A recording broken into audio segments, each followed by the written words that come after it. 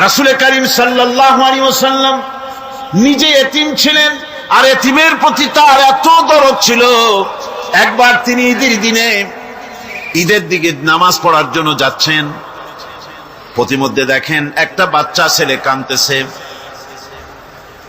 এই রাস্তায় কত মানুষ গেল, কেউ দাঁড়ালো না থমকে, বাচ্চার ক্রন্দন কাউকে থামাইতে পারলো না।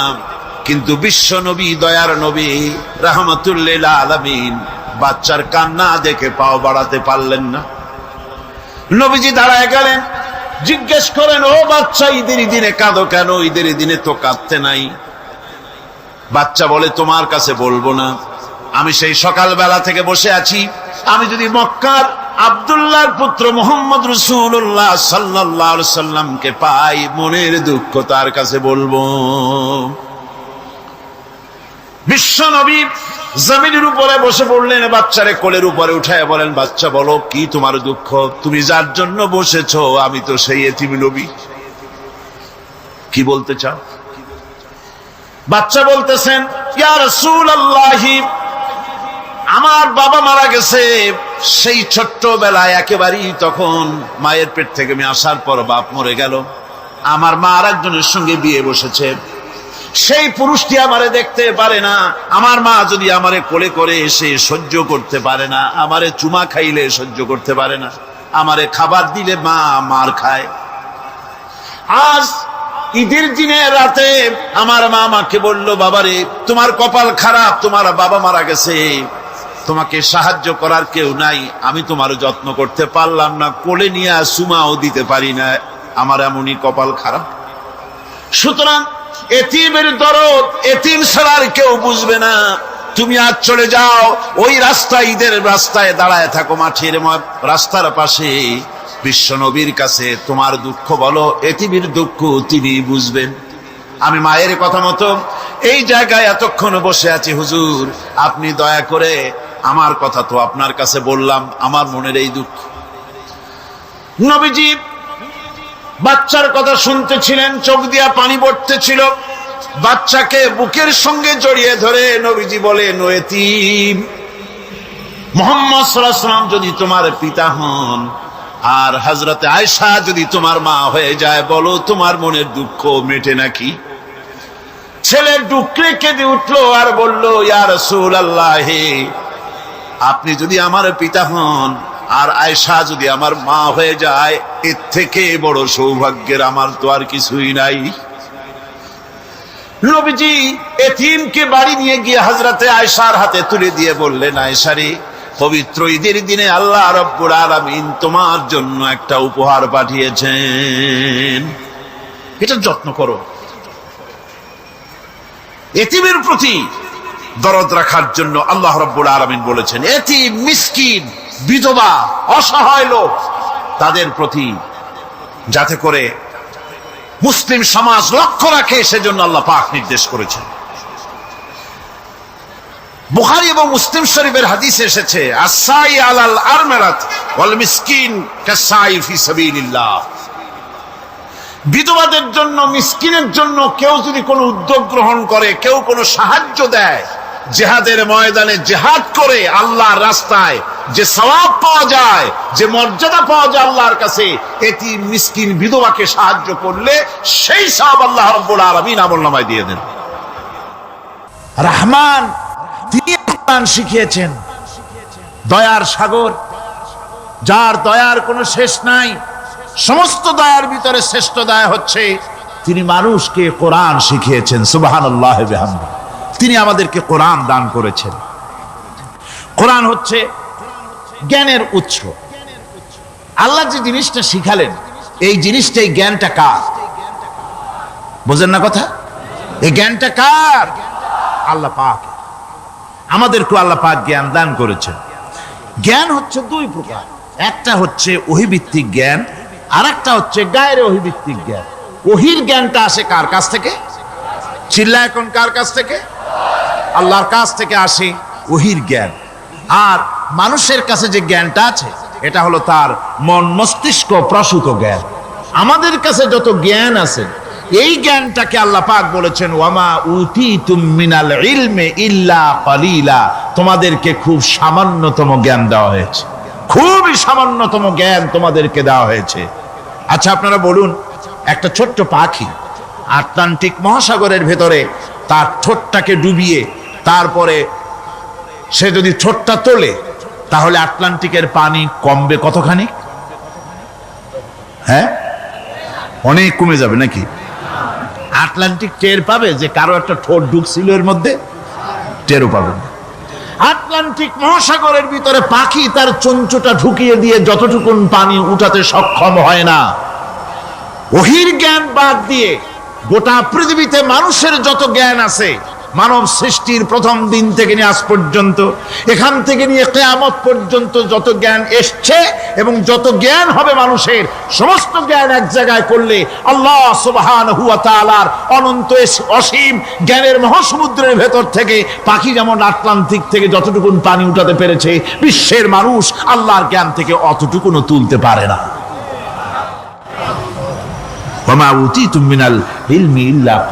খুব সামান্যতম জ্ঞান তোমাদেরকে দেওয়া হয়েছে।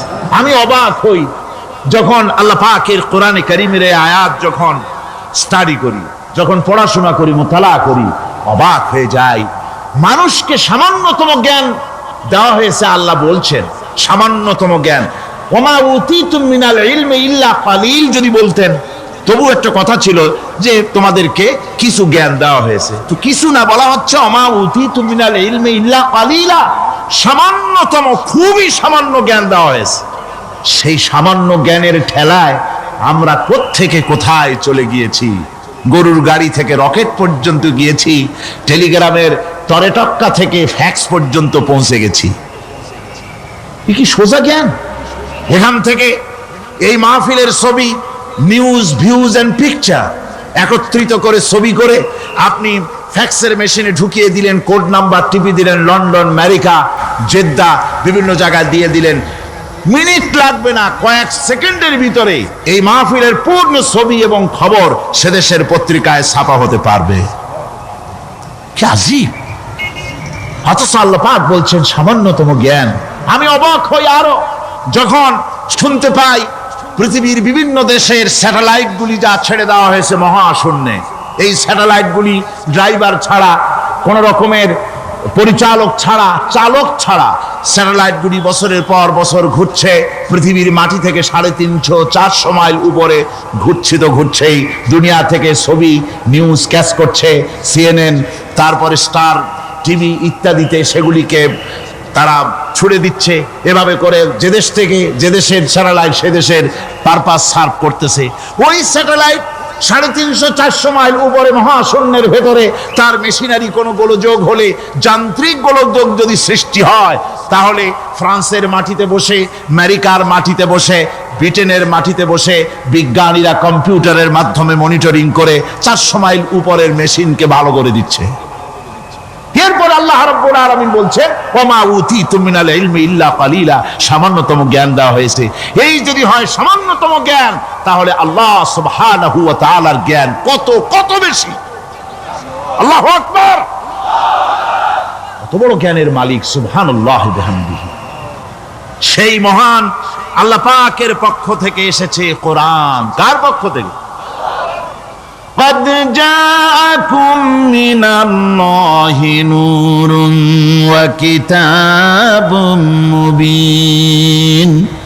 আল্লাহ রাব্বুল আলামিন বলেন, আমি আল্লাহর পক্ষ থেকে তোমাদের জন্য এসেছে আলো, তোমাদের জন্য এসেছে নূর, আর তোমাদেরকে আমি দিয়েছি একখানা কিতাব, স্পষ্ট কিতাব দিয়েছি। নূর দিলাম, আলো দিলাম।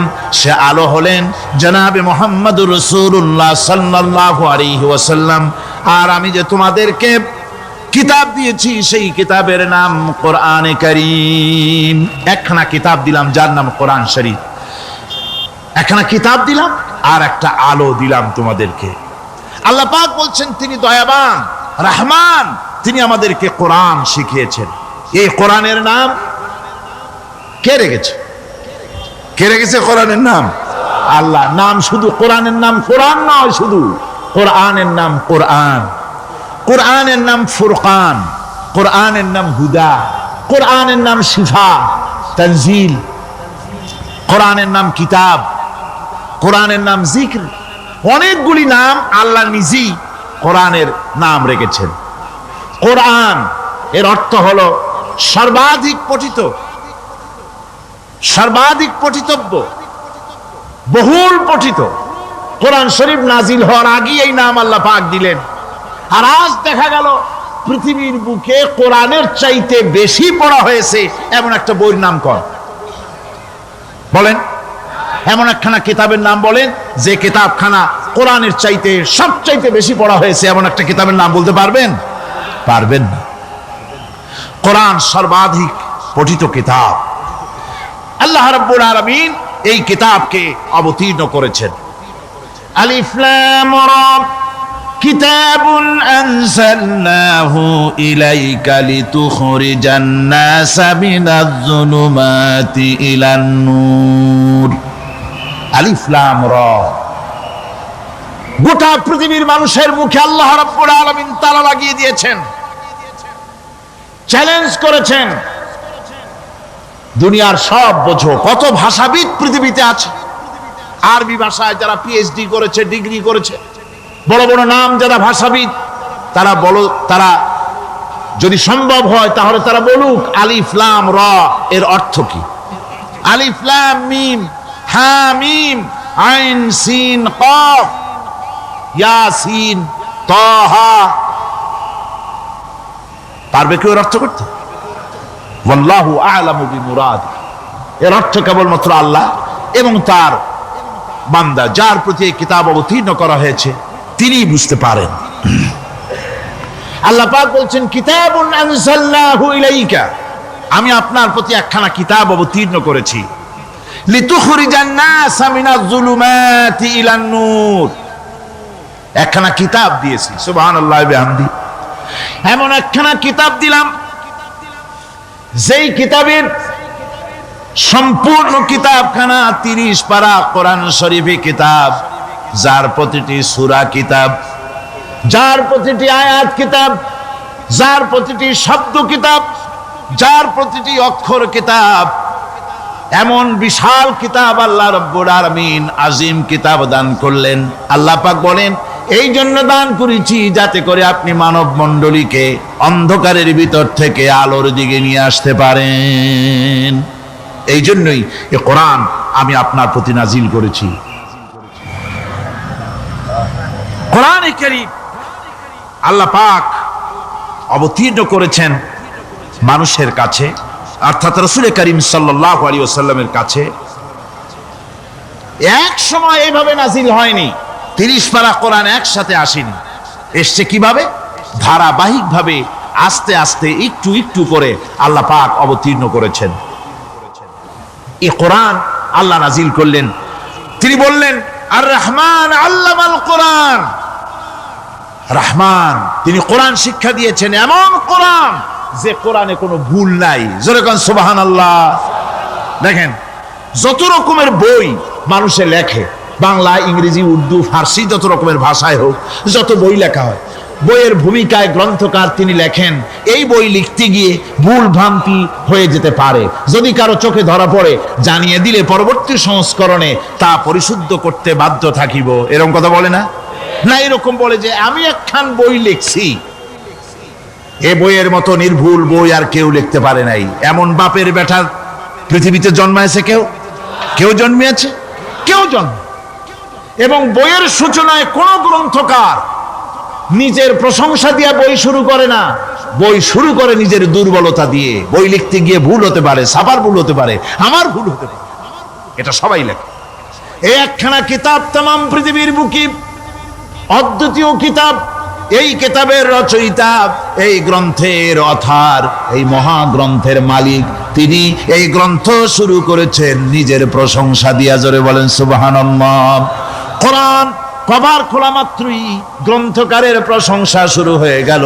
আলহামদুলিল্লাহি রাব্বিল আলামিন। পড়েন সবাই আলহামদুলিল্লাহি রাব্বিল আলামিন। সমস্ত প্রশংসা, যাবতীয় প্রশংসা ওই আল্লাহ সুবহানাহু ওয়া তাআলার, যিনি तमाम বিশ্ব জাহানের যিনি স্রষ্টা, পালনে ওয়ালা রব। সুতরাং তার প্রশংসা দিয়ে শুরু হলো। বইয়ের অথার যিনি, কিতাবের অথার যিনি, গ্রন্থের মালিক যিনি, তার নিজের প্রশংসা দিয়ে বই শুরু হয়ে গেল। সামনে এগোলেন, এবার কিতাব সম্পর্কে চিন্তা আসতে পারে ভুল টুল আছে নাকি। কিতাব খোলা মাত্রই প্রশংসার পরে দেখতে পাবেন যালিকাল কিতাবু লা রাইবা ফি, এই কিতাবের ভিতরে, এই সেই কিতাব যার ভিতরে কোনো ভুল নাই, কোনো সন্দেহের অবকাশ নাই। বিরাট চ্যালেঞ্জ আল্লাহ পাক করেছেন। পৃথিবীতে আল্লাহকে অস্বীকার করেছে এমন বহু পাপিষ্ঠ নরাধম নরপশু মানুষ মানব সমাজে জন্মায়েছে যারা আল্লাহকে অস্বীকার করেছে, আছে না? আছে না? কিন্তু এ কথা কেউ আজও বলেনি যে কোরআন শরীফ মানুষের তৈরি। এ কথা বলে কেউ প্রমাণ দিতে পারেনি, এ কথা বলার সাহসও কেউ রাখে না। তার কারণ, কেউ যদি বলে যে কোরআন মানুষের তৈরি, তাহলে তাকে বলা হবে যে তাহলে মানুষের তৈরি যখন, তুমিও তো মানুষ, একখানা তৈরি করো। আজ পর্যন্ত এই চ্যালেঞ্জের মোকাবেলা কেউ করতে পারেনি। আল্লাহ রাব্বুল আলামিন বলেন, আম ইয়াকুলুনা ইফতারাহু কুল ফাআতু বিসূরাতিন মিন মিসলিহি ওয়াদউ মান ইসতাতা'তুম মিন দুনিল্লাহি ইন কুনতুম সাদিকিন। ও নবী, ওরা কি কথা বলে যে কোরআন মানুষের বানানো? যদি তাই হয়, আপনি বলুন যে তোমরা তোমাদের যত রকমের সাহায্যকারী আছে সমস্ত সাহায্যকারীদের সাথে নাও আর কোরআনের সূরার মতো করে সূরা বানাও। এরপরে আল্লাহ রাব্বুল আলামিন আবার চ্যালেঞ্জ করলেন, কুল ইন ইসতামা'তিল ইনসু ওয়াল জিন্নু আইয়াতু বিমিসলি হাযাল কুরআন। আপনি বলুন, तमाम পৃথিবীর মানুষ আর জেনেরা সব একত্রিত হয়ে যাও, সবাই একত্রিত হয়ে কোরআনে কারীমের সূরার মতো করে সূরা বানায় নিয়ে আসো যদি তোমাদের পক্ষে সম্ভব হয়। আল্লাহ পাক বলেন, লা ইয়াতুনা বিমিসলিহি ওয়ালাউ কানা বা'দুহুম লিবা'দিন যাহিরা। তোমরা যদি জেনেদের সাহায্যকারী মানুষ হও, মানুষের সাহায্যকারী জেনেরা হও, तमाम পৃথিবীর মানুষ আর জেন একত্রিত হয়ে প্রচেষ্টা চালালেও আল্লাহর কোরআনের সূরার মতো করে একটা সূরা কেউ বানাতে পারবে না। পারবে? পেরেছে কেউ? আজও পর্যন্ত কেউ কোরআনে কারীমের সূরার মতো করে একটা সূরা কেউ এই পৃথিবীতে বানাতে পারেনি, কারো পক্ষে এটা সম্ভব হয়নি। আল্লাহ রাব্বুল আলামিন আবার চ্যালেঞ্জ করেন, ইন কুনতুম ফি রাইবিম মিম্মা নাযালনা আলা আবদিনা ফাআতু বিসূরাতিন মিন মিসলিহি ওয়াদউ শুহাদাআকুম মিন দুনিল্লাহি ইন কুনতুম সাদিকিন। আমি আমার বান্দার উপরে যে কিতাব অবতীর্ণ করেছি এর ভিতরে সন্দেহ আছে বলে যদি মনে করো এর ভিতরে সন্দেহ আছে মানুষের বানানো, এমনটি যদি সন্দেহ হয়, তাহলে কোরআনের সূরার মতো করে একটা সূরা বানাও, ছোট্ট একটি সূরা বানাও। ফাতু বিসূরাতিন, সূরা আলে ইমরানের মতো না, সূরা আরাফের মতো না, সূরা মায়েদার মতো না। ফাতু বিসূরাতিন, ছোট্ট একটি সূরার মতো করে একটা সূরা বানাও। কিয়ামত হয়ে যাবে, মানুষ কোরআনে কারীমের মতো একটি ছোট্ট সূরা বানাইতে পারবে না। সুবহানাল্লাহ পড়ে। আমার ভাইয়েরা, এই কোরআন আল্লাহ রব্বুল আলামিনের পক্ষ থেকে নাজিল হলো। কোরআন মানুষের চিরটা কাল ধরে, আবহমান কাল ধরে মানুষের মনকে আকৃষ্ট করেছে। কোরআনে কারীমের এর ভাষা, এর লালিত্য, এর মাধুর্য, এর রচনা শৈলী এবং এর গতিময় ছন্দ, এর শব্দ বিন্যাস মানুষকে মুগ্ধ করেছে চিরকাল ধরে। আল্লাহর নবী বলেন, এ কোরআন যখন আমি তেলাওয়াত করতেছিলাম একটা রাত্রে, যে রাতে আমার তেলাওয়াতের সামনে ছিল জেনেরা যখন আমার কাছ থেকে তেলাওয়াত শুনল, ইসসামিআতু হাত্তা ক্বালু ইন্না সামি'না কুরআনান আজাবা। আমার মুখ থেকে যারা যখন তেলাওয়াত শুনল, জেনেরা তখন এই কথা না বলে পারে নাই, আমরা এক আশ্চর্য ধরনের কিতাব শুনেছি। জোরে বলেন সুবহানাল্লাহ। ইন্না সামি'না কুরআনান আজাবা, এক আশ্চর্য ধরনের কোরআন শুনেছি। বলতেছে সেই সব জেনেরা যাদের বয়স 1000 বছর, 1500, 2000 বছর, 500 বছর, যারা জাব্বুর শুনেছে, ইনজিল শুনেছে, তাওরীত শুনেছে, সেসব জেনেরা বলছে ইন্না সামি'না কুরআনান আজাবা, আশ্চর্য কিতাব শুনেছি। এমন এক কিতাব ইয়াহদি ইলার রুশদ, যে কিতাব শুনলে পরে শ্রোতাকে হেদায়েতের রাস্তা দেখায় দেয়, এমন এক কিতাব শুনলাম। আর এই কিতাব শোনা মাত্র ফামান্না বিহি, কোরআন শুনলাম আর ঈমান আনলাম। নবীজি বলেন জেনেরা আমার মুখে তেলাওয়াত শুনে পড়ে নিল লা ইলাহা ইল্লাল্লাহু মুহাম্মাদুর রাসূলুল্লাহ। এই কোরআন এমন এক কোরআন, মান ক্বালা বিহি সাদাকা, এই কোরআন শরীফ থেকে যে কথা বলে সেই সত্য কথা বলে। কোরআন থেকে যে কথা বলে সে কি বলে? তার কারণ কোরআন এসেছে কার কাছ থেকে? ওয়া মান আসদাকু মিনাল্লাহি কিলা, আমি আল্লাহর চাইতে সত্যবাদী আর কে হতে পারে? আল্লাহর নবী বলেন কোরআন থেকে যে কথা বলে সেই সত্য কথা বলে। আর ওয়ামান আমিলা বিহি উজরা, এই কোরআন যে আমল করবে তাকে পুরস্কার দেওয়া হবে, সে পুরস্কৃত হবে, দুনিয়ায় পুরস্কার পাবে, আখিরাতেও পুরস্কার পাবে। সুবহানাল্লাহ। ওয়ামান হাকামা বিহি আদালা, আর কোরআন থেকে যে বিচার ফয়সালা করবে সেই কেবলমাত্র সঠিক সুষ্ঠু বিচার কায়েম করবে, সোশ্যাল জাস্টিস সেই করতে পারবে, সুবিচার জাস্টিস কায়েম সেই করতে পারবে। ওয়ামান দা ইলাইহি হুদিয়া ইলা সিরাতিম মুস্তাকিম, আর কোরআন থেকে যে দাওয়াত দেয়, কোরআনের দিকে যে দাওয়াত দেয় সেই কেবলমাত্র সঠিক সহজ সরল রাস্তার দিকে দাওয়াত দেয়। যেই দাওয়াত শুরু হয় পৃথিবীর মাটি থেকে আর শেষ হয় গিয়া জান্নাতুল ফেরদাউসে। আমার ভাইয়েরা, কোরআন এর পরিচয়ের কথা বলতেছিলাম। আল্লাহ পাক কি কোরআন আমাদের শিখালেন, কোন কোরআন আমাদের শিখিয়েছেন, সেই কোরআনের পরিচিতি আপনাদের সামনে আমি তুলে ধরতেছি। আমি নিজে না, এবার কোরআন তার পরিচয় নিজেই দেবে। কেউ যদি কোরআনের কাছে জিজ্ঞাসা করে, কোরআন তুমি কোথা থেকে নাজিল হয়েছ, কে তোমাকে নাজিল করেছে, এই প্রশ্ন যদি কেউ কোরআনের কাছে করে, কোরআন নিজেই তার জবাব দিতে পারে কিনা?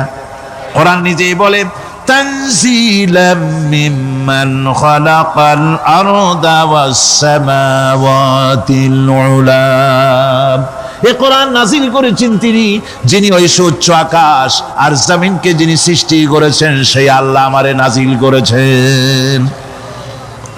কোরআনের কাছে কেউ যদি প্রশ্ন করে, ও কোরআন এই পৃথিবীতে নাজিল হওয়ার আগে তুমি কোথায় ছিলে, কেউ যদি প্রশ্ন করে, কোরআনে কারীম নিজে নিজের পরিচয় শোনায়, আমি কোথায় ছিলাম শোনো। বাল হুয়া কুরআনুম মাজিদুন ফি লাউহিম মাহফুজ, বরং এই কিতাব অতীব মর্যাদা সম্পন্ন সুরক্ষিত ফলকে লিপিবদ্ধ ছিল, আমি ছিলাম লৌহে মাহফুজে, সেখান থেকে এসেছি। যদি কেউ প্রশ্ন করে কোরআন কি, কোরআন তুমি কার উপরে অবতীর্ণ হয়েছ, জবাব কোরআন নিজেই দেয়। ওয়া আমিনু বিমা নুজিলা আলা মুহাম্মাদ ওয়া হুয়াল হাক্কু মির রাব্বিহিম, ঈমান আনো সেই জিনিসের উপরে যেটা মুহাম্মদ সাল্লাল্লাহু আলাইহি ওয়াসাল্লামের উপর অবতীর্ণ হয়েছে। আবার অন্য আয়াতেও জবাব পাওয়া যায়, তাবারাকাল্লাযী নাযালাল ফুরকানা আলা আবদিহি লিয়াকুনা লিল আলামিনা নাযীরা। অতীব বরকতপূর্ণ মহান সত্তা সেই আল্লাহ রাব্বুল আলামিন, যিনি তার বান্দার পরে ফুরকান অবতীর্ণ করেছেন। সুবহানাল্লাহি ওয়া বিহামদিহি। কোরআনের নাম আমি বলেছিলাম শুধু কোরআন নয়, অনেক নাম আছে। কোরআনের আরেক নাম ফুরকান। কোরআনের আরেক নাম কি? আল ফারকু বাইনাল হাক্কি ওয়াল বাতিল। কোরআন হচ্ছে সেই মহাসত্য যা মিথ্যা এবং সত্যের মধ্যে পার্থক্য সূচিত করে, মঙ্গল এবং অমঙ্গলের মধ্যে পার্থক্য সৃষ্টি করে, যা সত্য এবং মিথ্যার মধ্যে তাফরিকা সৃষ্টি করে, সত্যকে মানুষকে বুঝিয়ে দেয়। তার নাম হচ্ছে ফুরকান। এবার যদি প্রশ্ন করা হয়, ও কোরআন, বুঝলাম তুমি লৌহে মাহফুজে ছিলে, বুঝলাম তুমি নবীজির উপরে নাজিল হয়েছো, এবার বলো তুমি কোন মাসে নাজিল হয়েছো? তুমি তো আসছিলা প্রথম, কোন মাসে নাজিল হয়েছো? এ প্রশ্ন যদি কেউ করে, কোরআন তার জবাবে বলবে, শাহরু রমাদানাল্লাযী উনজিলা ফীহিল কুরআন। রমজানের পবিত্র মাসে আমি অবতীর্ণ হয়েছি। সুবহানাল্লাহ। যদি প্রশ্ন করা হয়, রমজানে তো আসছো, কিন্তু প্রথম নাজিল হয়েছিল কোন সময়? ওটা কি দিন ছিল না রাত ছিল? কোরআন তার জবাবে বলে, ইন্না আনজালনাহু ফী লাইলাতিল কদর। কদরের পবিত্র রাতে আমি এই পৃথিবীতে আমার আগমন ঘটেছিল। যদি প্রশ্ন করা হয়, বুঝলাম সবই, কেন নাজিল হয়েছে তুমি? এই পৃথিবীতে তোমার আসার উদ্দেশ্য কি? মূল কাজটা কি? এই প্রশ্ন যদি করা হয়, কোরআনে কারীম তার জবাবে বলে, শোনো কেন এসেছি। লিতুখরিজান নাসা মিনাজ যুলুমাতি ইলান নূর। আমার মিশন হচ্ছে গোটা বিশ্ব মানবতাকে পুঞ্জীভূত জমাট বাঁধা অন্ধকারের ভেতর থেকে টেনে বের করে আলোর সন্ধান দিতে, আলোর দিকে আনার জন্য আমি কোরআন নাজিল হয়েছি। গোটা পৃথিবীর মানুষ আছে অন্ধকারের ভিতরে। কিসের মধ্যে? অন্ধকার কি? অন্ধকার হচ্ছে পুঁজিবাদ, অন্ধকার সমাজতন্ত্র, অন্ধকার ধর্ম নিরপেক্ষতাবাদ, অন্ধকার জাতীয়তাবাদ। মানুষের তৈরি করা যত মতবাদ সব কি? জোরে কোন, সবগুলি কি? অন্ধকার। এই অন্ধকারের ভেতর থেকে মানুষগুলিকে টেনে আনবে কোরআন কিসের দিকে? আলোর দিকে। এবার যদি প্রশ্ন করা হয়, বুঝলাম তুমি অন্ধকার থেকে আলোর দিকে নিয়ে আসবে, আলোর দিকে আসতে পরে ফায়দাটা কি হবে? মূল ফায়দাটা বুঝায় দাও, আসল ফায়দা কি হবে তোমারে যদি মানি? কোরআন তার জবাব দেয়, নিজের পরিচয় নিজে তুলে ধরে, ফামান তাবিআ হুদায়া ফালা খাউফুন আলাইহিম ওয়ালা হুম ইয়াহজানুন। এই কোরআনকে যদি মেনে চলো, এই কোরআনের আইন যদি মানো, সমাজে মানো, ব্যক্তিতে মানো, পরিবারে মানে, রাষ্ট্রে মানো, জীবনের সব ক্ষেত্রে সমস্ত জায়গায় যদি এই কোরআনকে মেনে চলো, ফালা খাউফুন আলাইহিম, তাহলে তোমাদের কোনো ভয় থাকবে না, ওয়ালা হুম ইয়াহজানুন, কোনো চিন্তাও থাকবে না। কিসের ভয় থাকবে না? কোরআনের আইন মেনে যদি চলো সমাজে ও রাষ্ট্রে, চুরির ভয়, ডাকাতির ভয়, জেনার ভয়, হত্যার ভয়, সন্ত্রাসের ভয় কোনো ভয় থাকবে না। ওয়ালা হুম ইয়াহজানুন, চিন্তাও থাকবে না। খাওয়া পড়া, শিক্ষা, চিকিৎসা, বাসস্থান, এগুলির কোনো চিন্তা থাকবে না। কোরআনের সমাজে সব কিছুর গ্যারান্টি দেওয়া হবে, সবগুলি পেয়ে যাবে। এখন যদি আবার প্রশ্ন করা হয়, কোরআন বুঝলাম তোমারে মানলে পরে সব ফায়দা হবে, তাহলে এবার জবাব দাও, তোমার ভিতরে কি রাজনীতি আছে নাকি? আমি তো মানুষ, আমার রাজনীতি করা লাগে। Man is social animal. আমরা তো জঙ্গলের পশু নই, আমরা তো মানুষ। আমাদের সমাজ আছে, আমাদের পৌর নির্বাচন আছে, আমাদের জাতীয় নির্বাচন আছে, আমাদের কলকারখানা আছে, জমিন আছে, আমাদের রাজনীতি, অর্থনীতি, সমাজনীতি আছে, পারিবারিক নীতি আছে, অনেক নিয়ম মালা আছে, নিয়ম নীতি আছে। তোমারে মানলে তোমার ভিতরে কি ওগুলো আছে নাকি সে কথা বলো। কোরআন তার জবাবে বলে, ওয়ানাজ্জালনা আলাইকাল কিতাবা তিবয়ানান লিকুল্লি শাই ওয়া হুদান ওয়া রাহমাতান ওয়া বুশরা লিল মুসলিমিন। কোরআন জবাবে বলে, শুনে রাখো, শুধু অর্থনীতি সমাজনীতি নয়, শুধু রাজনীতি আর শিক্ষানীতি, যুদ্ধনীতি নয়, তোমার জীবনে যা কিছু দরকার, ইহকালে যা কিছু দরকার, পরকালে সব কথাগুলি আল্লাহ রব্বুল আলামিন আমি কোরআনের সিনার ভিতরে খুলে খুলে বর্ণনা করে দিয়েছেন। সব কথা এ কোরআনে কারীমের ভিতরে রয়েছে। তোমার এমন কোনো জিনিস নাই যা তুমি কোরআনে কারীমের মধ্যে পাবে না। তোমার সমস্ত প্রয়োজন আমার বুকের মধ্যে আল্লাহ দিয়ে দিয়েছেন। বিজ্ঞান আছে, দর্শন আছে, ইতিহাস আছে, সব আছে এর মধ্যে।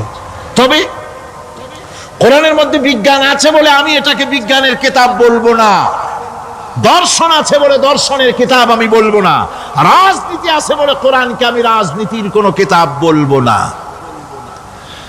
কোরআন তাহলে কি? কোরআন হচ্ছে অর্থনীতি, সমাজনীতি, রাজনীতি, পারিবারিক নীতি, মানুষের জীবনের যা কিছু প্রয়োজন, সমস্ত নীতি মালার নীতি গ্রন্থের নাম হতেছে কোরআনে কারীম। সমস্ত নীতিমালার নীতি গ্রন্থ কোরআন। এখানে রয়েছে সব কিছুর উৎস, যেটা গ্রহণ করলে পরে মানুষ আরামে থাকতে পারবে।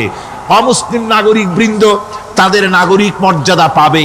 মুসলমান, কৃষক, নারী, চিকিৎসা, কৃষিবিদ, সাধারণ মানুষ, রং, বর্ণ, ভাষা নির্বিশেষে গোটা মানব সভ্যতা আরামে বাস করতে পারবে। পশু পাখিও আরামে থাকবে, গাছপালাও আরামে থাকবে, যেহেতু নির্দেশ হয়েছে বিনা প্রয়োজনে গাছের পাতাটিও ছিঁড়ো না। ইসলামের সমাজ যদি চালু হয়, গাছেরাও আরাম পাবে, পাহাড়ও আরাম পাবে। চট্টগ্রামের লোকেরা যেভাবে পাহাড় কাটা আরম্ভ করেছে, এটা বড় দুঃখজনক। জুমলায় মোতারেজা একটা বলে দিলাম, অপ্রাসঙ্গিক হলেও জরুরি কথা। আপনারা পাহাড় কাটতেছেন না, আপনাদের নিজেদের পায়ে নিজেরা কুড়াল মারতেছেন। খবরদার পাহাড় কাটবেন না। আল্লাহর প্রকৃতির ভারসাম্য আপনারা নষ্ট করছেন বলে ওজোন স্তরে ফাটল ধরেছে।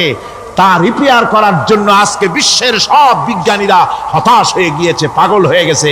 কেমনে এই ওজোন স্তরের ফাটলকে রিপেয়ার করব? ওজোন স্তরটা কি? ওজোন স্তর হচ্ছে, সুবহানাল্লাহ, আল্লাহর যে কত দয়া। সূর্য, সেই সূর্যের রয়েছে আলট্রা ভায়োলেট রে, যাকে বাংলায় বলা হয় অতি বেগুনি রশ্মি।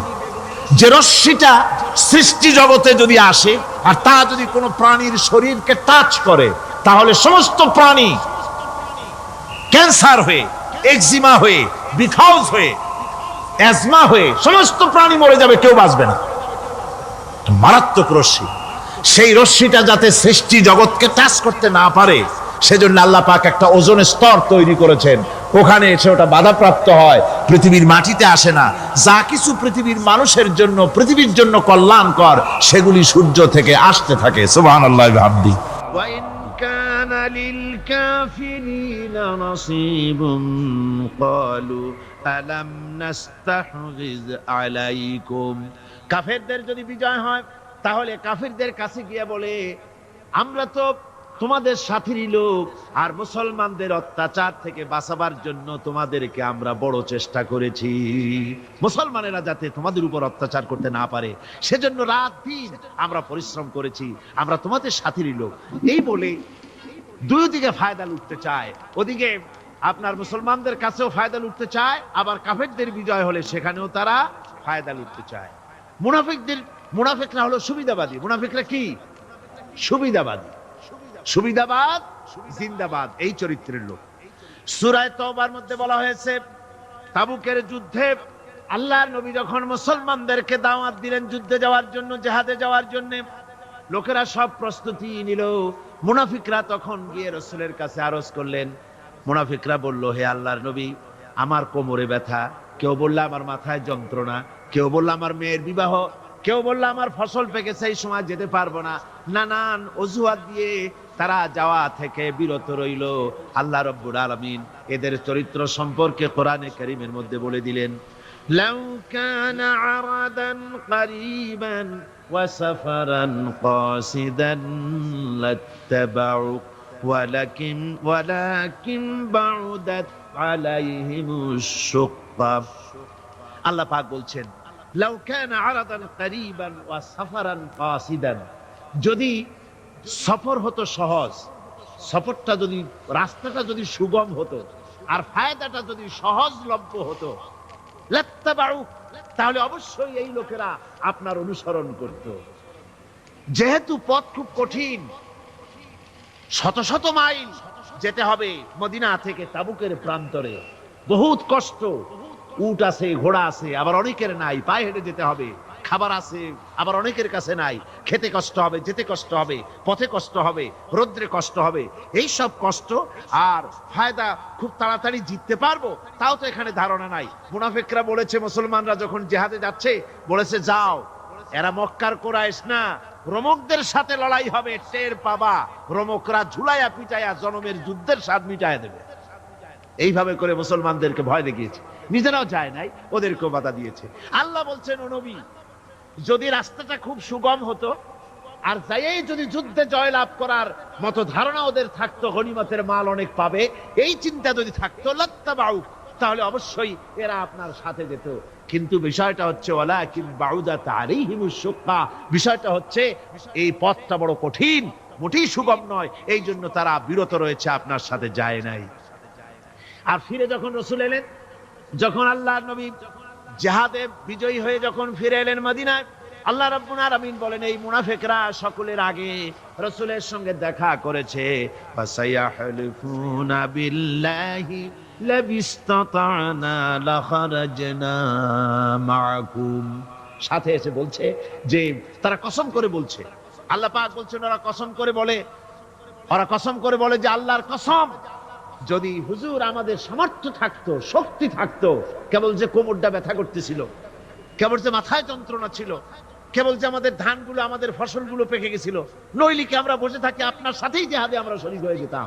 এইভাবে তারা হচ্ছে মুনাফিক চরিত্রে, সব সময় সুবিধাবাদী লোক। তারা, তাদের ভিতর এবং বাইরে রয়েছে বৈসাদৃশ্য, মুখে যে কথা বলে অন্তরে সেটা না, অন্তরে যেটা মুখে আর একটা।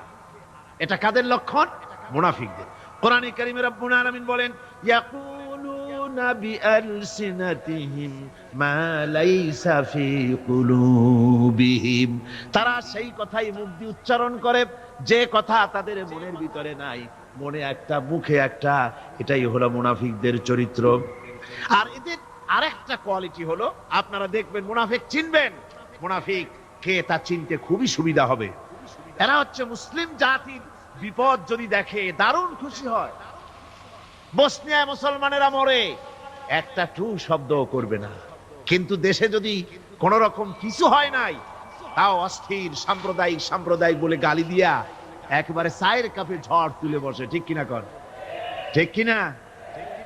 বাবরি মসজিদ ভাঙা হয়েছে, সেই উপলক্ষে ভারতে শত শত মসজিদ ভাঙতেছে হরহ, সে ব্যাপারে কথা নাই। শনির আখড়া ভাঙলো কিনা তা দেখার জন্য রাত দিন 24 ঘন্টা যাওয়া হচ্ছে। মুসলমানেরা বিপদে পড়লে তাদের কলজা আনন্দে ফুর্তিতে ভরে যায়। মুসলমানের যখন বিপদে পড়ে তারা দারুণ খুশি হয়। আর মুসলমানদের যদি বিপদ হয়, বিপদে খুশি। আর মুসলমানরা যদি সুখ পায়, সমৃদ্ধি পায়, তাহলে তারা বেজার হয়ে যায়, কলজে জ্বলে যায়। আল্লাহ রাব্বুল আলামিন বলেন, ইম তামসাসকুম হাসানাতুন তাসুহুম ওয়া ইন তুসিবকুম সাইয়্যাতুন ইয়াফরাহু বিহা। মুমিনদের যদি ভালো হয়, মুসলমানদের যদি সুখ এবং সমৃদ্ধি আসে, তাহলে মুসলমানদের সুখ সমৃদ্ধিতে তাদের কলিজা জ্বলি পড়ে যায়, অসন্তুষ্ট হয় দারুণ ভাবে।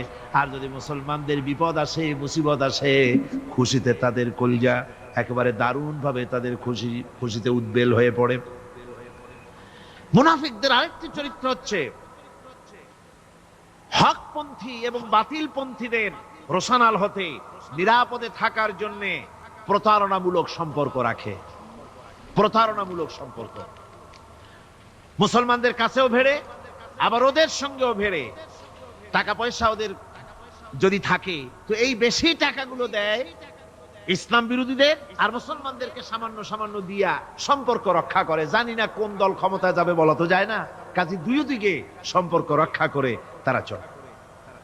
আল্লাহ রাব্বুল আলামিন বলেন, ইউরিদুনা আন ইয়ামানুকুম ওয়া ইয়ামানু কওমাহুম। ওরা চায় দুই সম্প্রদায়ের সঙ্গে সম্পর্ক রক্ষা করে প্রতারণামূলক আচরণ করে নিজেদেরকে টিকিয়ে রাখার জন্য চেষ্টা করে। মুনাফিকদের অবস্থা হচ্ছে তারা ইসলামের ক্ষতি সাধনের জন্য সারাক্ষণ চেষ্টা সাধ্য করতে থাকে। আর ইসলামের বিচার পদ্ধতি মুনাফিকদের পছন্দ নয়। ইসলামের যে কোনো বিচার পদ্ধতি শুনলেই তাদের দারুণ জ্বালা করে। যেমন ইসলামের বিচার পদ্ধতি হলো চোর পুরুষ হোক আর নারী হোক উভয়ের হাত কেটে দাও। এ শুনলে তারা বলে এটা হলো বর্বর আইন। জিনার শাস্তি, মদখোরের শাস্তি, হত্যাকারীর শাস্তি, কোরআনে কারীম যে শাস্তি বিধান করেছে তা শুনলে পরে তাদের দারুণ খারাপ লাগে এবং এ নিয়ে বিতর্ক সৃষ্টি করে। কোরআনে কারীম আল্লাহ এই চরিত্র সম্পর্কে বলেছেন, ইউরিদুনা আন ইয়াতাহাকাবু ইলাত তাগুত। তারা শয়তানের আইনকে প্রতিষ্ঠিত করতে চায়, অর্থাৎ আল্লাহর আইন বিদায় করে দিয়ে মানুষের তৈরি করা মতবাদকে প্রতিষ্ঠিত করার জন্য তারা চেষ্টা চালায়। শুধু তাই নয়, মুনাফিকদের আরেকটা চরিত্র হলো তারা যদি আজান শুনতে পায়, আজান এবং নামাজ সম্পর্কে তারা কটূক্তি করে, আজান এবং নামাজ সম্পর্কে তারা কটূক্তি করতে থাকে। এটা হলো মুনাফিকদের আরেকটা চরিত্র। আল্লাহ রাব্বুল আলামিন বলেন, ওয়াইদা নাদাইতুম ইলাস সালাতি ইত্তাখাযুহা হুজওয়ান ওয়া লাইবান।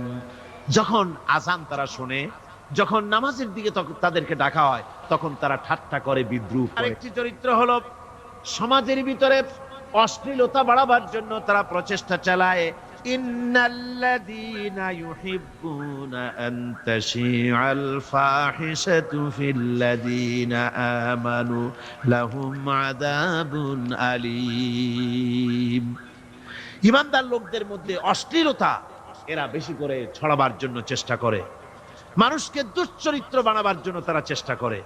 এইভাবে করে রেডিওর মাঝে, সিনেমার ভিতরে, গানের মাধ্যমে, যাত্রার মাধ্যমে, পত্রপত্রিকার মাধ্যমে নানান ভাবে চেষ্টা চালায় যাতে করে মুসলমানদের মধ্যে চরিত্রহীনতা বাড়তে থাকে, শয়তানি বদমাশি বাড়ে, মানুষ চরিত্রবান হতে পারে এমন কিছু প্রদর্শিত হবে না, বরং প্রদর্শিত হবে মুনাফিকরা চেষ্টাই চালাবে যাতে করে মানুষের দ্বীন ও ঈমান নষ্ট হতে পারে, সেগুলি তারা করতে থাকবে। এগুলি হলো মুনাফিকের চরিত্র। এগুলি কি চরিত্র? পাপের কাজ যদি দেখে তড়িৎ গতিতে ওরা ঝাঁপিয়ে পড়ে। কোরআনে কারীমে রব্বুল আলামিন বলেন, ওয়া তারা কাসীরাম মিনহুম ইউসারিউনা ফিল ইসমি ওয়াল উদওয়ান।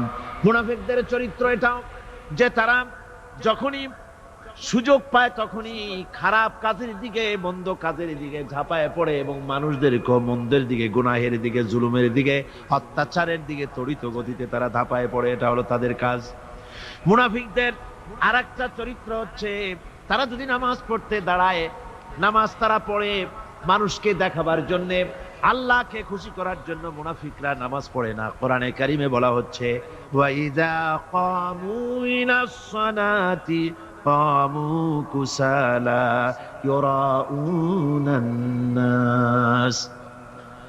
মুনাফিকদের চরিত্র হচ্ছে তারা নামাজে যায় না, যদি যায় তাহলে নামাজের মধ্যে দাঁড়ায় কাহিনী এবং সুস্থি অবস্থায়, নামাজের মধ্যে দাঁড়ায় ইদিক উদিক তাকায়, টুপিটা ঠিক করে, জামাটায় টান দেয়, বগলে চুলকায়, তারপরে নামাজের মধ্যে ইমামকে সতর্ক করে।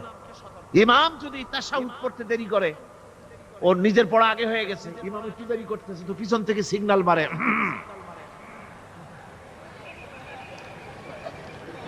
এগুলি নামাজ হচ্ছে।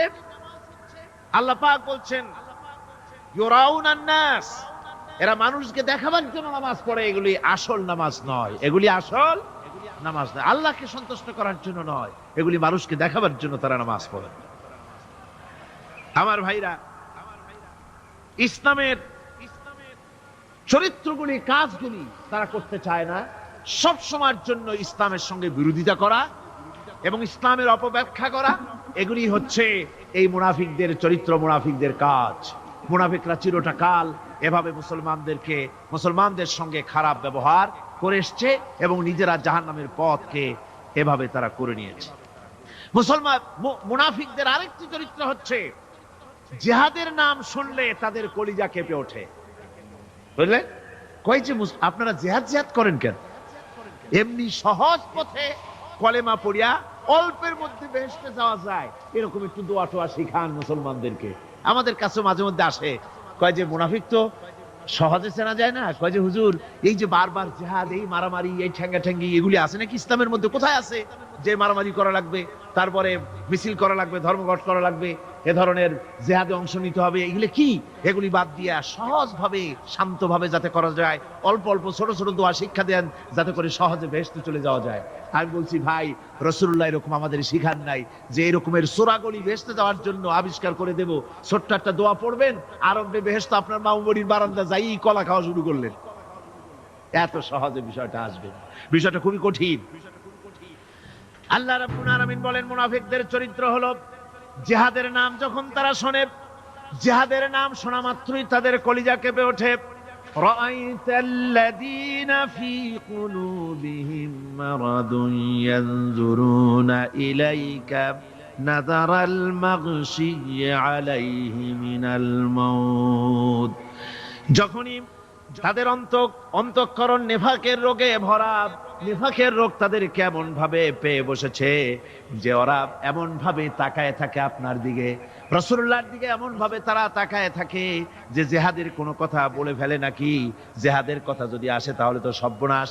ওদের মৃত্যু যন্ত্রণার মতো, মৃত্যুর জ্বালায় পতিত ব্যক্তি যেমন চোখ ফ্যাকাশে হয়ে যায়, জিহাদের কোনো কারবার বা যুদ্ধের কোনো দামাডোল বেজে উঠলেই এদের কলিজার মধ্যে কাঁপ সৃষ্টি হয়ে যায়, কলিজার মধ্যে কাঁপ সৃষ্টি হয়। জিহাদে তারা দারুণ ভাবে ভয় পায়। মোমেনদের উল্টা, মোমেনদের হলো জিহাদের নাম শুনতে তাদের কলিজার মধ্যে ফুর্তি আসে। তার কারণ হচ্ছে জিহাদের ময়দান হচ্ছে এমন এক ময়দান, আল জান্নাতু তাহতা দিলালিস সায়ুফ, বেহেশত হচ্ছে তরবারির ছায়াতলে। এই রাস্তায় যদি মরতে পারি, জীবনে তো বহুত গুনাহ করছি, বেহেশতে যেতে পারবো কিনা আল্লাহই জানে, কিন্তু এই একটা পথ, এইখানে যদি জানটা দিতে পারি, বিনা হিসাবে আল্লাহর জান্নাতে চলে যেতে পারবো। আর শাহাদাতের মত হচ্ছে পিঁপড়ায় কাটার যন্ত্রণার চাইতে বেশি কিছু না। মোমেনদের দিলের জন্য খুশি হয়, আর ওদের দিল দারুণ কষ্ট তারা পেতে থাকে। এদের অবস্থা হচ্ছে যেখানে দ্বীনের কথা হয় সেখানে তারা চুপ করে বসে কথা শোনে, আর যখন দ্বীন ইসলামী আন্দোলনের কথা আসে, জিহাদের কথা আসে, তখন তারা খুব ভয় পায়া এদিক ওদিক তাকায়। কোরআনে কারিমে ওদের এই চরিত্র সম্পর্কে বলা হয়েছে, ওয়াইযা মা উনজিলাত সূরাতুন নাযারা বা'দাহুম ইলা বা'দিন হাল ইয়ারাকুম মিন আহাদিন সুম্মা ইনসারাফু। এরা কোরআনের আয়াত যখন নাজিল হয় তখন একজন আরেকজনের দিকে তাকাতাকি করে, কি জানি আমাদের ব্যাপারে কোনো আয়াত নাজিল হয়ে পড়ে নাকি, অথবা জিহাদের ব্যাপারে কোনো আয়াত নাজিল হয়ে পড়ে নাকি। কেউ দেখে নাকি এই সব এদিক ওদিক তাকাই আসতে এই জায়গা থেকে কেটে পড়ে, যে আমাদের চরিত্রই তো বর্ণনা করা হচ্ছে, কাজী এখন আর বসা ঠিক না, আস্তে করে কেটে পড়ার জন্য চেষ্টা করে। এটা হলো মুনাফিকদের আর একটা চরিত্র। এরা এইভাবে করে নিজেদের চরিত্রকে প্রকাশ করে ধরা পড়ে, এবং ইসলামের সবচাইতে মারাত্মক ক্ষতি এই মুনাফিকরা চিরকাল করেছে। আল্লাহ রাব্বুল আলামিন বলেন, মুনাফিকদের ব্যাপারে মুসলমানদের বিপদ হলে তারা দারুণভাবে খুশি হয়, আর মুনাফিকদের চরিত্র হলো মুসলমানদের উপকার হলে, ভালো হলে তারা দারুণভাবে অসন্তুষ্ট হয়ে যায়। যখন আর আল্লাহ মুমিনদেরকে সান্ত্বনা দেন, মুমিনদেরকে আল্লাহ পাক সান্ত্বনা দিচ্ছেন। মুনাফিকদের ব্যাপারে, কুল লা ইউসিবানা ইল্লা মা কাতাবাল্লাহু লানা ওয়া মাওলানা ওয়া আলাল্লাহি ফালিয়াতাওয়াক্কালিল মুমিনুন। মুনাফিকদের শোনায় দাও। মুমিনদেরকে বলা হচ্ছে তোমরা মুনাফিকদের শোনাও যে তোমরা যে আমাদের ব্যাপারে খুশি হচ্ছ, যে আমাদের বিপদ দেখা, আমাদের চতুর্দিক থেকে বিপদ, মুসলমানদের আর চতুর্দিক থেকে কি বিপদ, এই বিপদ দেখে তোমরা দারুণ খুশি যে মুসলমানেরা এইবার মার খাচ্ছে, ইসলামী আন্দোলন আর কোমর সোজা করে দাঁড়াতে পারবে না। এইবার শেষ, বুদ্ধি করে আর যে ষড়যন্ত্রের জালে আটকায় দিছি আর মুক্তি হবে না। এই যে তারা খুশি। আল্লাহ রাব্বুল আলামিন বলেন, মুমিনেরা তোমাদের ঘাবড়াবার কোনো কারণ নাই, তোমরা বলে দাও কুল্লা ইউসিবানা ইল্লা মা কাতাবাল্লাহু লানা, তোমরা শোনায় দাও যে আমাদের কিছুই হয় না, আমাদের শুধু তাই হয় যা আল্লাহ রাব্বুল আলামিন আমাদের জন্য লিখে রেখেছেন। আমাদের তাকদীর যেটা আছে ওটাই হবে, এর থেকে বেশি কিছুই হবে না। তিনি আমাদের মাওলা, তিনি আমাদের মনিব, তিনি আমাদের প্রভু। আর সমস্ত মুমিনদের উচিত সে আল্লাহর উপরই নির্ভর করা। তবে তোমরা জেনে রাখো, তোমরা আমাদের জন্য যে জিনিসের অপেক্ষা করছো, কুল হাল তারাব্বাসুনা বিনা ইল্লা ইহদাইল হুসনাইন, তোমরা আমাদের জন্য যে জিনিসের অপেক্ষা করতেছো, আল্লাহ বলছেন মুমিনেরা তোমরা বলো, তোমরা মুনাফিকদের বলো যে আমাদের ব্যাপারে তোমরা যে জিনিসের অপেক্ষা করছো তার দুটি ভালোর একটি ছাড়া কি। অর্থাৎ তোমরা আমাদের জন্য অপেক্ষা করতেছো আমরা যেন মরে যাই, আমরা যেন শেকস্ত খাই। তো আমরা যদি পৃথিবীতে মরে যাই তাহলে তো আমরা শহীদ হয়ে গেলাম, আর আমরা যদি বেঁচে থাকলাম তো আমরা তো গাজী হয়ে গেলাম। আমাদের ওই যে হাতি মরার মতো আর বাঁচার মতো, হাতি মরলেও লাখ টাকা, বাঁচলেও লাখ টাকা। আমরা মরলে গাজী, বাঁচলে কি শহীদ, কোন দিক দিয়ে আমাদের ঠগ নাই। সুতরাং তোমরা আমাদের জন্য যে জিনিস অপেক্ষা করো তার দুটো ভালোর একটি ছাড়া কি। আর আমরা তোমাদের ব্যাপারে, তোমরা যেমন আমাদের ব্যাপারে অপেক্ষা করতেছো, আমরাও তোমাদের ব্যাপারে আরেকটা জিনিসের অপেক্ষা করছি। ওয়া নাহনু নাতারাব্বাসু বিকুম আইয়ুসিবাকুমুল্লাহু বিআযাবিন মিন ইনদিহি আও বিআইদিনা, আমরাও তোমাদের জন্য অপেক্ষা করতেছি একটা জিনিসের। তোমরা আমাদের জন্য দুটি জিনিস অপেক্ষা করো, আমরাও তোমাদের জন্য দুটি জিনিস অপেক্ষা করছি। তা হচ্ছে তোমাদের শাস্তিটা আল্লাহ নিজে দিবেন, আমাদের হাত দিয়ে দেওয়াবেন, আমরা সেইটার অপেক্ষা করতেছি। ফাতারাব্বাসু ইন্না মাআকুম মুতারাব্বিসুন, সুতরাং তোমরা অপেক্ষা করতে থাকো, আমরা অপেক্ষা করতে থাকি। ব্যাপারটা কোথায় গিয়ে দাঁড়ায় আসো আমরা সকলে তা লক্ষ্য করি। সুতরাং এই মুনাফিকদের এই হচ্ছে চরিত্র, চিরকাল ইসলামের সঙ্গে বিরোধিতা করা, মুসলমানদের সাথে ঠাট্টা বিদ্রুপ করা, এটাই হচ্ছে তাদের চরিত্র। এই চরিত্র দিয়েই তারা ইসলামকে চিরকাল ক্ষতিগ্রস্ত করে এসেছে। রাসূল পাক সাল্লাল্লাহু আলাইহি ওয়াসাল্লাম এই মুনাফিকদের সম্পর্কে বলেছেন যে মুনাফিকরা হচ্ছে ইদা হাদা গাদারা, যখন তারা ওয়াদা করে সে ওয়াদাকে তারা খেলাফ করে, এটা হচ্ছে মুনাফিকদের একটা চরিত্র। তারপরে তাদের কাছে কোন জিনিস আমানত রাখলে, ইদা উতুমিনা খান, যখন আমানত রাখা হয় সে আমানতের তারা খেয়ানত করে। তারপরে যখন তারা ঝগড়ায় লিপ্ত হয় তখন তারা পরস্পরকে গালাগালি করে। আর যদি তারা কথা বলে, কথার মধ্যে কথায় কথায় তারা মিথ্যে কথা বলে। এই হচ্ছে মুনাফিকদের চরিত্র। এরপরে মুনাফিকরা শুধু রুজি রুটি আর পেট নিয়েই তারা ব্যস্ত থাকে। মুনাফিকদের এই চরিত্র কোরআন এবং হাদিসে আল্লাহ রাব্বুল আলামিন স্পষ্ট করে মানুষের সামনে তুলে ধরেছেন, যাতে করে আমরা মুনাফিকি চরিত্র থেকে রক্ষা পেতে পারি। এই মুনাফিকদের সম্পর্কে সর্বশেষ কথা, আল্লাহ রাব্বুল আলামিন যেহেতু মুনাফিকরা ইসলামের সবচাইতে বেশি ক্ষতি করেছে, সেই জন্য আল্লাহ রাব্বুল আলামিন নবীকে বলেছেন যে আপনি যদি এদের ব্যাপারে ইস্তাগফির লাহুম আও লা তাস্তাগফির লাহুম ইন তাস্তাগফির লাহুম ৭০ মাররাতান ফালান ইয়াগফিরাল্লাহু লাহুম, আপনি যদি এদের জন্য ক্ষমা চান, আর ক্ষমা আপনি নাই চান, এমনকি ৭০ বারও যদি আপনি মুনাফিকদের জন্য আমি আল্লাহর কাছে ক্ষমা প্রার্থনা করেন, আমি আল্লাহ রাব্বুল আলামিন মুনাফিকদেরকে ক্ষমা করে দেব না। মুনাফিক হচ্ছে চরমভাবে ক্ষতিগ্রস্ত, দুনিয়াও ক্ষতিগ্রস্ত হবে, আখিরাতেও তারা ক্ষতিগ্রস্ত হবে। আল্লাহ পাকের কত বড় কথা যে কিয়ামত পর্যন্ত মুনাফিকদের জন্য হুজুর সাল্লাল্লাহু আলাইহি ওয়াসাল্লামকে বলা হচ্ছে যে ৭০ বারও যদি তাদের জন্য আপনি আমার কাছে ক্ষমা চান, আমি মুনাফিকদেরকে কখনো ক্ষমা করব না। সুতরাং আমাদেরকে বুঝতে হবে মুনাফিকি চরিত্র সবচাইতে নিকৃষ্ট চরিত্র, আর এই চরিত্রে আল্লাহ পাক সবচাইতে বেশি অসন্তুষ্ট হন। আল্লাহ পাক তাই বলছেন কাবুরা মাকতান ইনদাল্লাহি আন তাকুলু মা লা তাফআলুন। আল্লাহর কাছে সবচাইতে বেশি ক্রোধ উদ্রেককারী এই ব্যাপারটাই যে তোমরা যা বলো তা তোমরা করো না। এটা বড় মারাত্মক ব্যাপার, আল্লাহ এটাকে সহ্য করেন না। সুতরাং মুমিনদেরকে এই আয়াত থেকে শিক্ষা গ্রহণ করতে হবে, মুনাফিকি ছাড়তে হবে, আনুগত্য করতে হবে। সবটাই আল্লাহর। কার আনুগত্য হবে?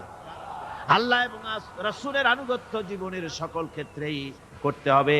এটাই মুসলমানদের জন্য ঈমানের সবচেয়ে বড় দাবি। তারপরে রব্বুল আলামিন বলেন, ইন্নাল্লাহা ইউহিব্বুল্লাযীনা ইউকাতিলুনা ফি সাবিলিহি সাফফান কাআন্নাহুম বুনিয়ানুম মারসুস।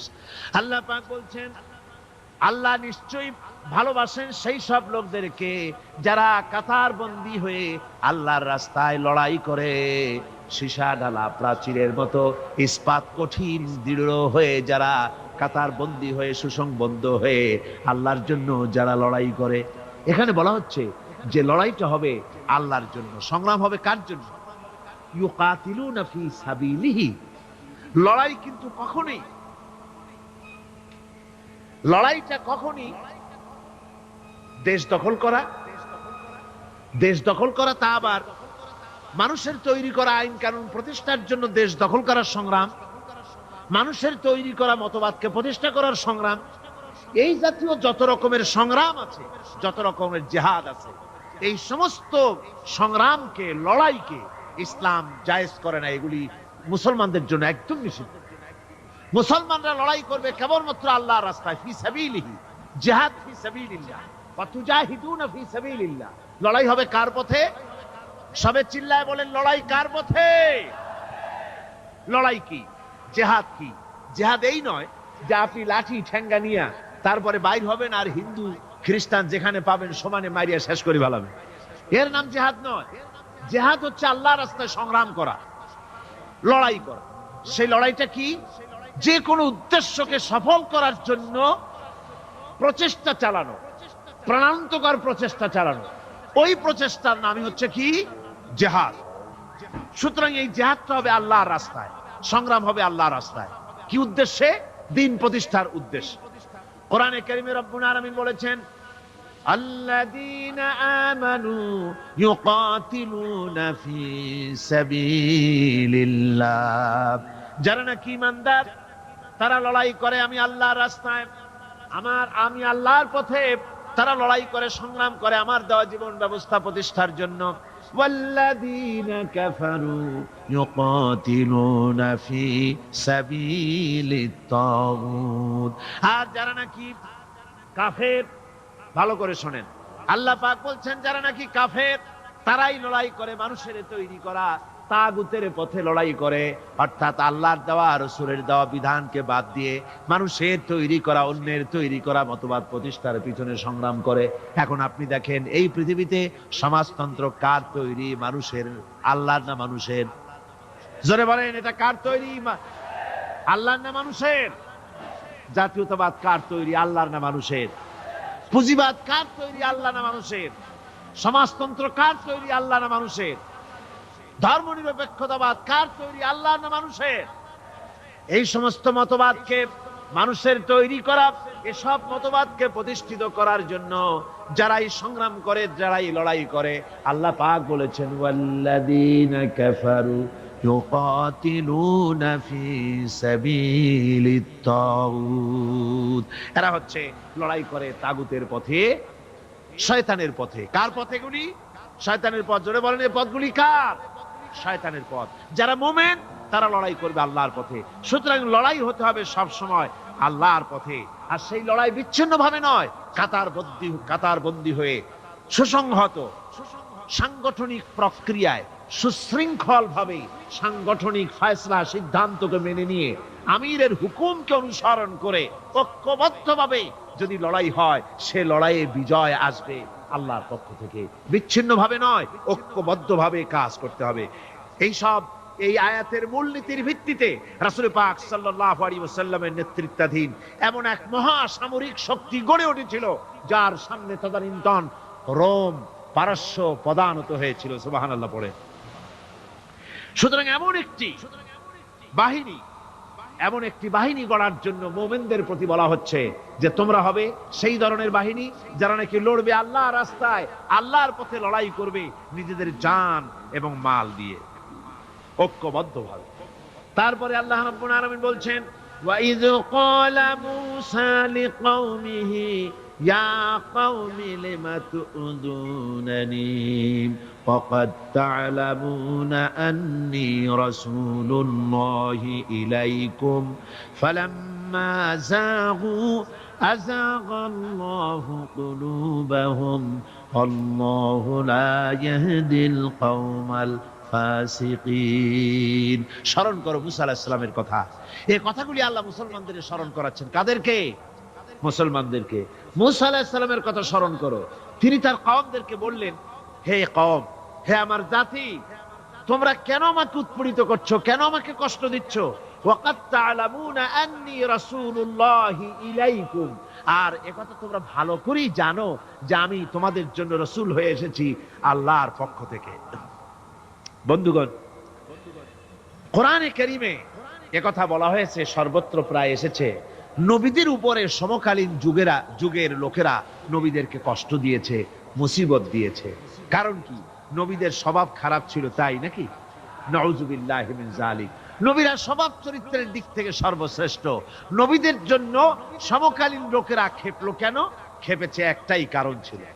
নবীদের বিরুদ্ধে ক্ষেপার একটি কারণ, তা হচ্ছে নবীরা দুনিয়ার মানুষের সামনে বলেছেন ইয়া কওমি ইবুদুল্লাহা মা লাকুম মিন ইলাহিন গায়রু।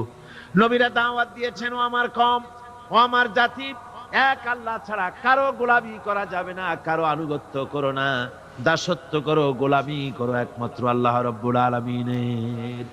অন্য আয়াতে এসেছে আল্লাহ পাক বলেছেন وَلَقَدْ بَعَثْنَا فِي كُلِّ أُمَّةٍ رَسُولًا أَنِ اعْبُدُوا اللَّهَ وَاجْتَنِبُوا الطَّاغُوتَ। আমি এমন কোন জাতি নাই, এমন কোন দল নাই যাদের জন্য নবী প্রেরণ করি নাই। নবীরা গিয়া তাদেরকে বলেছেন এক আল্লাহর গোলামি করো, আর মানুষের দাসত্ব তাগুতের গোলামি বর্জন করো, আল্লাহর গোলামি করো। এই কথা বলার সঙ্গে সঙ্গে তাগুত খেপে গেছে। কে খেপে গেছে? কে খেপেছে? তাগুত সহ্য করতে পারে নাই। তাগুত বলা হয় সেই শক্তিকে যে শক্তি নিজে শুধু আল্লাহর আইন অমান্য করে বসে থাকে না, অন্যদেরকেও আল্লাহর আইন অমান্য করতে বাধ্য করে। ওরাই খেপে গেল। ওরা খেপে মার আরম্ভ করে দিল। হযরতে মুসা আলাইহিস সালাম মার খেয়েছেন। হযরতে মুসা আলাইহিস সালাম, হযরতে ঈসা আলাইহিস সালাম, ইব্রাহিম আলাইহিস সালাম, নূহ আলাইহিস সালাম, এমন কোন পয়গম্বর আছেন যিনি মার খান নাই? কোরআনে কারীম বলা হচ্ছে ইয়া হাসরাতান আলাল ইবাদ মা ইয়াতিহিম মির রাসূলিন ইল্লা কানু বিহি ইস্তাহজিউন। আফসোস বান্দার উপরে, এমন একজন রাসূল পাঠাই নাই যার সঙ্গে সমকালীন যুগের লোকেরা ঠাট্টা করে নাই, বিদ্রুপ করে নাই, পাগল বলে নাই। এমন একজনও পাঠাই নাই। যাকেই পাঠিয়েছি তার সাথে সমকালীন লোকেরা ঝগড়া বিবাদ করেছে, মারধর করেছে, অত্যাচার করেছে। বিশ্বকবি, কবি সম্রাট আল্লামা ইকবাল রহমাতুল্লাহ আলাইহি বলেছেন সতীজা কা রহা হ্যায় আজল সে তা ইমরোজ, सतेजा का रहा है असल से तायम रोज, चरागे मुस्तफावी से शरारे बुलावीस। মুস্তাফার দ্বীপ শিখার সাথে, মুস্তাফার দ্বীপ শিখার সাথে আবু লাহাবের অগ্নিস্ফুলিঙ্গের সংঘর্ষ চলে এসেছে। আবহমান কাল থেকে শুরু হয়েছে, আজও চলছে, কিয়ামত পর্যন্ত চলতে থাকবে। তবে কিনা আবু জেহেলের, আবু লাহাবের অগ্নিস্ফুলিঙ্গ নির্বাপিত হয়ে যাবে, আর মুস্তাফা সাল্লাল্লাহু আলাইহি ওয়াসাল্লামের দীপ শিখা জ্বলতেই থাকবে, নিভে যাবে না। সুবহানাল্লাহ পড়ে। নিভে যাবে না। কারণ হচ্ছে আল্লাহ পাক বলেছেন ইউরিদুনা লিইউতফিউ নূরাল্লাহি বিআফওয়াহিহিম ওয়াল্লাহু মুতিম্মু নূরিহি ওয়ালাউ কারিহাল কাফিরুন। কাফের বেঈমানেরা চায় মুখের ফু দিয়ে আমার আলোকে নির্বাপিত করে দেবে, আমার দ্বীনকে দুনিয়া থেকে মিটিয়ে দেবে। আল্লাহ পাক বলেন আমি আমার দ্বীনকে পূর্ণতা দান করব, জাঁকজমকের সাথে আমার দ্বীন দুনিয়ার বুকে প্রতিষ্ঠিত হবে। তাতে কাফেরদের কলিজার ভিতরে যতই জ্বালা যন্ত্রণা হোক না কেন, ওদের মনে যত কষ্ট হোক, ইসলাম প্রতিষ্ঠিত হবে। আল্লাহ বলেছেন, কে বলেছেন? আল্লাহ পাক, আমি আমার দ্বীনকে পূর্ণতা দান করব। সুতরাং কাফেররা বাধা দিল নবীদের। কারা বাধা দিল? কাফেররা। যারা বাধা দিল তারা সংখ্যায় 3 শ্রেণী। কয় শ্রেণী? ভালো করে মনে রাখেন, 3 শ্রেণীর লোকেরা নবীদেরকে বাধা দিয়েছে। মুসা আলাইহিস সালাম বলছেন, কেন আমাকে কষ্ট দিচ্ছ অথচ তোমরা জানো যে আমি আল্লাহর রাসূল? এই যে পয়গম্বরদেরকে বাধা দিল 3 শ্রেণীর লোকেরা। কারা দিল? 3 শ্রেণীর লোকেরা দিল। প্রথম শ্রেণী হচ্ছে রাষ্ট্র শক্তি। প্রথম কারা? 2 নম্বরে বাধা দিল বিত্তশালী, যাদের টাকা আছে, পয়সা আছে, বড় লোক। এই বিত্তশালী ধনাঢ্য ব্যক্তি হলো 2 নম্বর। আর 3 নম্বরে বাধা দিল ধর্মের নামের 1 শ্রেণীর ব্যবসায়ীর দল। তাহলে কয়টা হলো? 3টা। 3 শ্রেণীর লোকেরা বাধা দিয়েছে নবীদেরকে। বর্তমানে তারা আর নাই। জি, বর্তমানেও আছে, ভবিষ্যতেও থাকবে। 3 শ্রেণীর লোকেরাই বাধা দিয়েছে, বর্তমানেও দিচ্ছে, ভবিষ্যতেও। এই 3 শ্রেণীর প্রথম শ্রেণী হলো রাষ্ট্রশক্তি। রাষ্ট্রশক্তি বাধা দিল কেন? কেন বাধা দিল? রাষ্ট্রশক্তি যেমন ফেরাউন, রাষ্ট্রশক্তি নমরুদ, রাষ্ট্রশক্তি হচ্ছে আবু জেহেল, আবু লাহাব, আবু সুফিয়ান, উতবা, সাইবা, মুগীরা, এরা বাধা দিল। রাষ্ট্রশক্তি বাধা দিল। বাধা দেওয়ার কারণ হলো রাসূলুল্লাহ বলেছেন, নবীরা বলেছেন, তারা বলেছেন সবাই ইয়া কওমি ইবুদুল্লাহ মা লাকুম মিন ইলাহিন গায়রু। নবীজি বলেছেন ইয়া আইয়ুহান নাস কুলু লা ইলাহা ইল্লাল্লাহ তুফলিহু। ও মানব সকল, ঘোষণা করে দাও কোনো ইলাহ নাই, কোনো আইনদাতা নাই, কোনো বিধানদাতা নাই, আল্লাহ ছাড়া কোনো উপাস্য নাই, মাবুদ নাই। এই কথাগুলি যখন নবীরা বলেছেন, তখন সমকালীন রাষ্ট্রশক্তি বুঝতে পেরেছে আমাদের মাতবাড়ি তো আর চলবে না, মাতবাড়ি শেষ। যদি লা ইলাহা ইল্লাল্লাহ হয় তাহলে তো আমরা থাকি না। কারা থাকে না? রাষ্ট্রশক্তি। কারা থাকে না? কোন? আমি আপনাদের কাছে যে মাঝে মধ্যে কথা জিজ্ঞেস করি, আপনারা কি তাতে বেজার হন নাকি? জিজ্ঞেস করি এই জন্যে যাতে আপনাদের কথাগুলি মনে থাকে। রাষ্ট্রশক্তি বাধা দিল এই কারণেই যে আমরা তো তাহলে আর থাকি না। লা ইলাহা, কোনো ইলাহ নাই, কোনো আইনদাতা নাই, কোনো বিধানদাতা নাই, কোনো শাসনকর্তা নাই, কেউ নাই আল্লাহ ছাড়া। একমাত্র আইন চলবে আল্লাহর। তাহলে আমরা লাগি কোন কাজে? আমাদের তো নেতৃত্ব থাকবে না, আমাদের মাতবাড়ি থাকবে না, আমাদের আইন চলবে না, আমরা তো বেকার হয়ে যাব। সুতরাং এইটাকে বন্ধ করতে হবে, এটাকে বন্ধ করতে হবে, এটা বন্ধ করতে হবে। এই আইন যদি চালু হয় তাহলে তো মৌজ করা যাবে না, ফুর্তি করা যাবে না, ইট, ড্রিঙ্ক এন্ড বি মেরি, এগুলি তো আর চলবে না। ডু ফুর্তি, নো চিন্তা, এসব তো আর চলবে না। মদ খাওয়া, জুয়া খেলা, শয়তানি করা, বদমাশি করা, জনগণের টাকা নিয়ে নিজের বাপের সম্পত্তি মনে করে তা গ্রহণ করা, এভাবে করে সর্বনাশ করা তো আর চলবে না, মাতবাড়ি তো চলবে না। সুতরাং ঠেকাও। এই ঠেকাও আন্দোলন চলল। ফেরাউন মুসা আলাইহিস সালামকে ঠেকাইতে চাইল।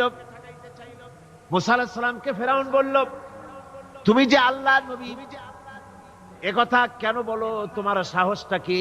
আমার বাড়ির দুধ কলা খেয়ে তুমি বড় হয়েছো, আমি তোমাকে বড় করলাম, আর আজকে তুমি নতুন করে ইলাহ একজন নিয়ে এসছো।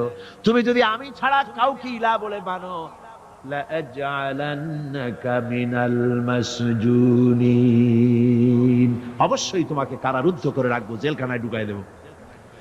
হযরত মুসা আলাইহিস সালাম বলেন, ফেরাউন রে, তুমি কারে ভয় দেখাও?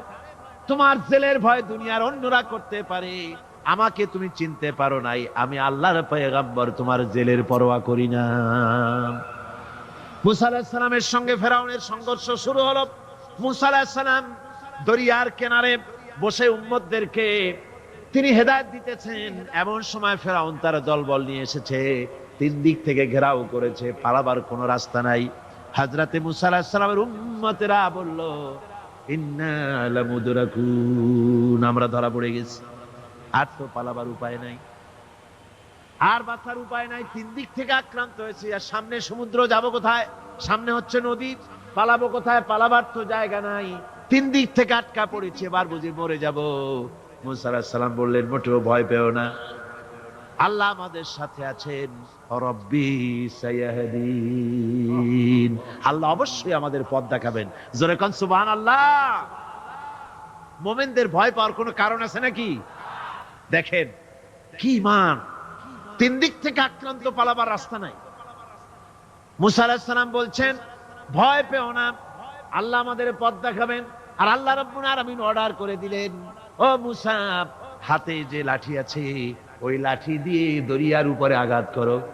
দরিয়ার উপরে তিনি আঘাত করলেন, দরিয়া ফেড়ে গেল, নদীর ভিতর থেকে একটা রাস্তা না 12টা রাস্তা তৈরি হয়ে গেল। এগুলি গল্প না কোরআন শরীফ আছে? কোথায় আছে? 12টা রাস্তা হয়ে গেল। মুসা আলাইহিস সালাম তার দলবল নিয়ে ওই রাস্তা দিয়ে আরামসে চলে যেতেছেন, নদীর ওপারে চলে যাবেন।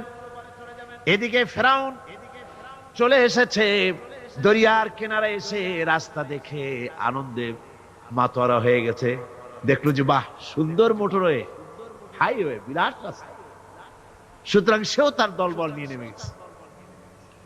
দরিয়ার মাঝখানে যখন ফেরাউন এসেছে, মুসা আলাইহিস সালাম চলে গেছেন ওপারে, ও তখন মাঝখানে এসেছে।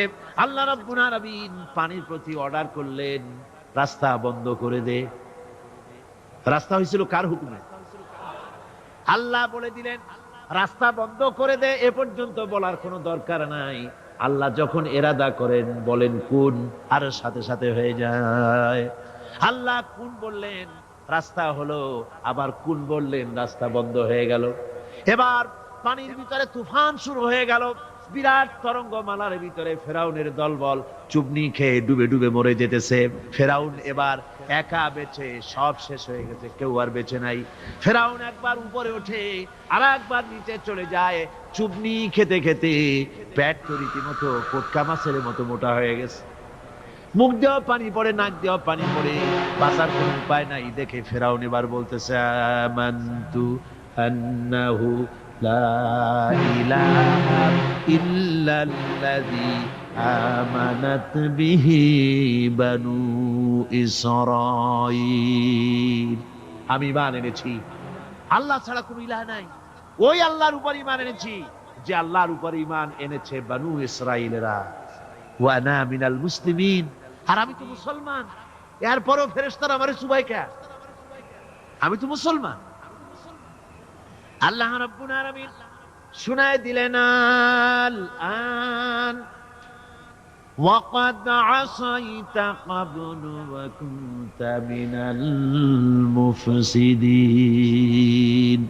এখন তুমি বলতেছো আমি মুসলমান, ঈমান এনেছি, অথচ যতদিন সুযোগ পেয়েছিলে, বছরের পর বছর ধরে, শতাব্দীর পর শতাব্দী ধরে তুমি আমার বান্দাদের উপরে বিপর্যয় সৃষ্টি করেছো, ফাসাদ বরপা করেছো, মন গড়া আইন ও কানুন দিয়ে দেশকে চালায়েছো, আমার পয়গম্বরকে কষ্ট দিয়েছো। আজ আর তোমাকে শুধু মারবই না, তোমার শরীরকে আমি বাঁচায় রাখবো। তোমার শরীর পানিতে পচবে না, মাছেও খাবে না, স্থলভাগের কোনো প্রাণী তোমার শরীর খাবে না, নষ্ট করবে না। তোমার শরীরকে আমি বাঁচায় রাখবো, যাতে দুনিয়ায় যত মানুষ পৃথিবীতে আছে, তোমার মতো নমরুদ আর ফেরাউন যদি কেউ হতে চায়, তাহলে তারা যেন বোঝে যে আল্লাহ ইচ্ছে করলে এইরকম শুটকি বানায়া রাখতে পারবে। আমার বন্ধুগণ, পয়গম্বরদের বাধা দিল, ফেরাউন বাধা দিয়েছিল এই কারণে, নমরুদ বাধা দিল এই কারণে। নমরুদ বলল, আমি হচ্ছি তোমাদের ইলাহ, মান আশাদ্দু মিন্না কুওয়া, আমার চাইতে শক্তিশালী আর কে আছে? আমি তো বড় শক্তিশালী। আনা রাব্বুকুমুল আলা, আমি তোমাদের বড় প্রভু। আবার কে বলতেছে লা ইলাহা ইল্লাল্লাহ, এগুলি কোনো ব্যাপার না। এই বলে ইব্রাহিম আলাইহিস সালামকে মারার চেষ্টা করেছিল, আল্লাহ পাক হযরত ইব্রাহিমকে টিকায় রাখলেন, আর নমরুদ রে জুতা মারিয়া দুনিয়া থেকে বিদায় করে দিলেন। ঠিক কি না কন? ফেরাউনরে মারলেন কি করিয়া? চুবাইয়া। আর নমরুদ গেল জুতা খাইয়া, শেষ হয়ে গেল। এভাবে করে দুনিয়ায় নমরুদ আর ফেরাউন আসে, ইসলামের সঙ্গে বিরোধিতা করে। ওদিকে আবু জাহেল, আবু লাহাব, উতবা, সাইবা, মুগীরা তারাও চেষ্টা করেছিল নবীজিকে দুনিয়া থেকে বিদায় করে দেবে, তার কথাকে দুনিয়ার মানুষকে শুনতে দেবে না। সমস্ত নবীদেরকে বাধা দিয়েছে, নবীজিকেও বাধা দিয়েছে। ওই বাধার মোকাবেলা করতে গিয়ে হযরতে আবু বকর, হযরতে ওমর, ওসমান, আলী রিদওয়ানুল্লাহ তাআলা আলাইহিম আজমাইন সবাই মার খেয়েছেন, কষ্ট করেছেন, মুসিবত উঠাইছেন। এত কষ্ট মুসিবত পয়গম্বরদের উপরে হয়েছে, স্বয়ং আল্লাহ নবী মার খেয়েছেন, নবীজির দান মোবারক শহীদ হয়েছে, রাসূলুল্লাহর কপালের ভিতরে লোহার কড়া প্রবিষ্ট হয়েছে, আল্লাহ নবীর গলায় চাদর দিয়ে কাফেররা জমিনের উপরে আছাড় মেরে ফেলে দিয়েছে। এত কষ্ট মুসিবত নবীদের উপরে তারা দিয়েছে, তার একটি মাত্র কারণ ছিল, আল্লাহ নবী বলেছেন লা ইলাহা ইল্লাল্লাহু মুহাম্মাদুর রাসূলুল্লাহ। ইসলাম যত আইন করেছে সমস্ত আইন সার্বজনীন আইন। যেমন সুদ, মনে রাখো, সুদ যদি কোন দেশ আল্লাহর কোরআন অনুযায়ী হারাম ঘোষিত হয়, আল্লাহ তো হারাম করে দিয়েছে, দেশে যদি সুদ মুক্ত ব্যাংকিং চালু হয়, তাহলে উপকৃত হবে শুধু মুসলমান না সব জাতের মানুষ? সব জাতের মানুষ। সুদ দিয়ে মানুষ শোষিত হয়। মদ যদি বন্ধ হয়ে যায়, রাষ্ট্র শক্তি যদি কোরআনের আইন অনুযায়ী, আল্লাহ বলেছেন মদ হারাম, মদ যদি নিষিদ্ধ ঘোষিত হয়, উপকার পাবে না সবাই উপকার পাবে? জেনা যদি বন্ধ হয়ে যায়, সরকার কর্তৃক জেনা যদি বন্ধ করে দেওয়া হয়, তাহলে উপকার কি মুসলমানদের না সারা পৃথিবীর সমস্ত মানুষের? পর্দা করা ফরজ, এই পর্দার প্রথা যদি চালু হয়, তাহলে নারীর ইজ্জত রক্ষা হবে শুধু মুসলমানদের না সারা পৃথিবীর সমস্ত নারী? দেখুন, ইসলামের মদ বলেন, সুদ বলেন, ঘুষ বলেন, জেনা বলেন, জুয়া বলেন, যত রকমের আইন ইসলাম করেছে, চোরের হাত কাটা আইন হোক, আর আপনার হত্যাকারীকে কতল করাই হোক, কিসাস হোক, যত রকমের আইন করেছে, সমস্ত আইন দ্বারা উপকৃত হবে সারা পৃথিবীর সমস্ত মানুষ। এই জন্য ইসলাম সাম্প্রদায়িক নয়, মুসলমানেরও সাম্প্রদায়িক নয়, ইসলাম হচ্ছে সার্বজনীন, ইসলাম হচ্ছে বিশ্বজনীন। আজকে রাষ্ট্র শক্তি পয়লা নম্বরেই বাধা দেয়, তাদের ক্ষমতাকে টিকিয়ে রাখার জন্য, ক্ষমতাকে কুক্ষিগত করার জন্য, হারাম ভাবে, অবৈধভাবে সরকারের জনগণের মালকে, সম্পদকে ভক্ষণ করার জন্য, নিজেদের ফুর্তি, নিজেদের মনের চাহিদা, নিজেদের নাফস এবং প্রবৃত্তি অনুযায়ী চলার জন্য তারা এই নিজেদের ক্ষমতাকে টিকিয়ে রাখার জন্য ইসলামকে চিরকাল তারা বাধা দিয়ে এসছে। 2 নম্বরে বাধা দিয়েছে যারা, সেটা হচ্ছে কি? বিত্তশালী ধনী ব্যক্তিরা, বিত্তশালী ধনাঢ্য ব্যক্তিরা, ওরাই ইসলামের চিরকাল ইসলামের বাধা দিয়ে আসছে, এখনো দিচ্ছে, ভবিষ্যতে দেবে, তবে সব না। ধনী হযরত ওসমান রাদিয়াল্লাহু তাআলা আনহু ধনী ছিলেন, ওই রকম ধনী ব্যক্তি এখন আলহামদুলিল্লাহ কিছু কিছু আছে যারা হযরত ওসমান রাদিয়াল্লাহু তাআলা আনহুর মতো দুহাতে সম্পদ বিলায় দেয়, নাম কামাবার জন্য না, আল্লাহর রাস্তায় দিয়ে দেয়। আছে না দুই একজন? আছে, সমাজে আছে। কিন্তু অধিকাংশ বিত্তশালী ব্যক্তিবর্গ তারা বাধা দেয় ইসলামকে। বাধা দেয় কেন? বাধা দিয়েছিল মুসা আলাইহিস সালামের জামানায়, হুজুরের জামানায় উমাইয়া বাধা দিয়েছিল। এভাবে করে প্রত্যেক যুগে বড় বড় ধনীরা তারা ইসলামকে বাধা দেয়। তাদের আল্লাহ তাদের টাকা দিয়েছে, পয়সা দিয়েছে, অবৈধভাবে তারা পয়সা নিজেরা উপার্জন করেছে। এই পয়সা দিয়ে তারা সাহায্য করে বাতিলকে, ইসলামকে সাহায্য করে না, ইসলামকে সাহায্য করে না। বাতিলকে, অমুক দলের নেতা আসবে, অমুক দলের অমুক আসবে, 50,000 টাকা দিয়ে দেয়, 50,000 টাকা, 2 লাখ টাকা, 5 লাখ টাকা, অমুকের ইলেকশন তো দিয়ে দিল 5 লাখ, 10 লাখ, 20 লাখ, কোটি খানেক টাকা দিয়ে গেল, 2-3 কোটি দিয়ে দিল। কিন্তু ইসলামের কোরআনের মাহফিল হবে, তাফসীর হবে, 5টা টাকা বাইরেতে কলিজাটা ছটফট করতে থাকে এই সব লোক, ঠিক কিনা কন? ইসলামের জন্য কাজ হবে, ইসলামের জন্য কোন প্রোগ্রাম হাতে নেওয়া হয়েছে, অথবা ইসলামের জন্য নির্বাচন হচ্ছে, এই ধরনের যত রকমের প্রক্রিয়া আছে, এই প্রক্রিয়াগুলি করতে গেলে পরে তখন তাদের থেকে টাকা বের হতে চায় না, বাতিলকে সাহায্য করে চূড়ান্ত ভাবে, আর ইসলামকে দিতে চায় না। তার কারণ ইসলাম যদি ক্ষমতায় যায়, তাহলে অবৈধ পন্থায় যেসব টাকা রোজগার করা হয়েছে এই পথগুলি বন্ধ হয়ে যাবে। তাই তাদের ভয় ইসলামের প্রতি, যেগুলি পথ যদি বন্ধ হয়ে যায় তাহলে তো আমাদের ফুর্তি আর চলবে না, মৌত চলবে না, জেনাবে বিচার চলবে না, শয়তানি বদমাশি চলবে না। সেই জন্য তাদের টাকা দিয়ে তারা ইসলামকে দুহাতে ঠেকাবার জন্য তারা প্রচেষ্টা চালায়। কথা বুঝতে পেরেছেন? এরপরে 3 নম্বরে যারা বাধা দেয় তারা হলো ধর্মের নামের এক শ্রেণীর ব্যবসায়ীর দল। ধর্মের নামের এক শ্রেণীর ব্যবসায়ীর দল। এরা হচ্ছে আল্লাহ রাব্বুল আলামিন কোরআনে কারীমের মধ্যে বলেছেন, ইয়া আইয়ুহাল্লাযীনা আমানু ইন্না কাসীরাম মিনাল আহবারি ওয়ার রুহবানি লায়াকুলুনা আমওয়ালান নাসি বিল বাতিল ওয়া ইয়াসুদ্দুনা আন সাবিলিল্লাহ। আল্লাহ রাব্বুল আলামিন বলেন, বিশ্বাসীরা শোনো, আরেক দল লোক হচ্ছে যারা আহলে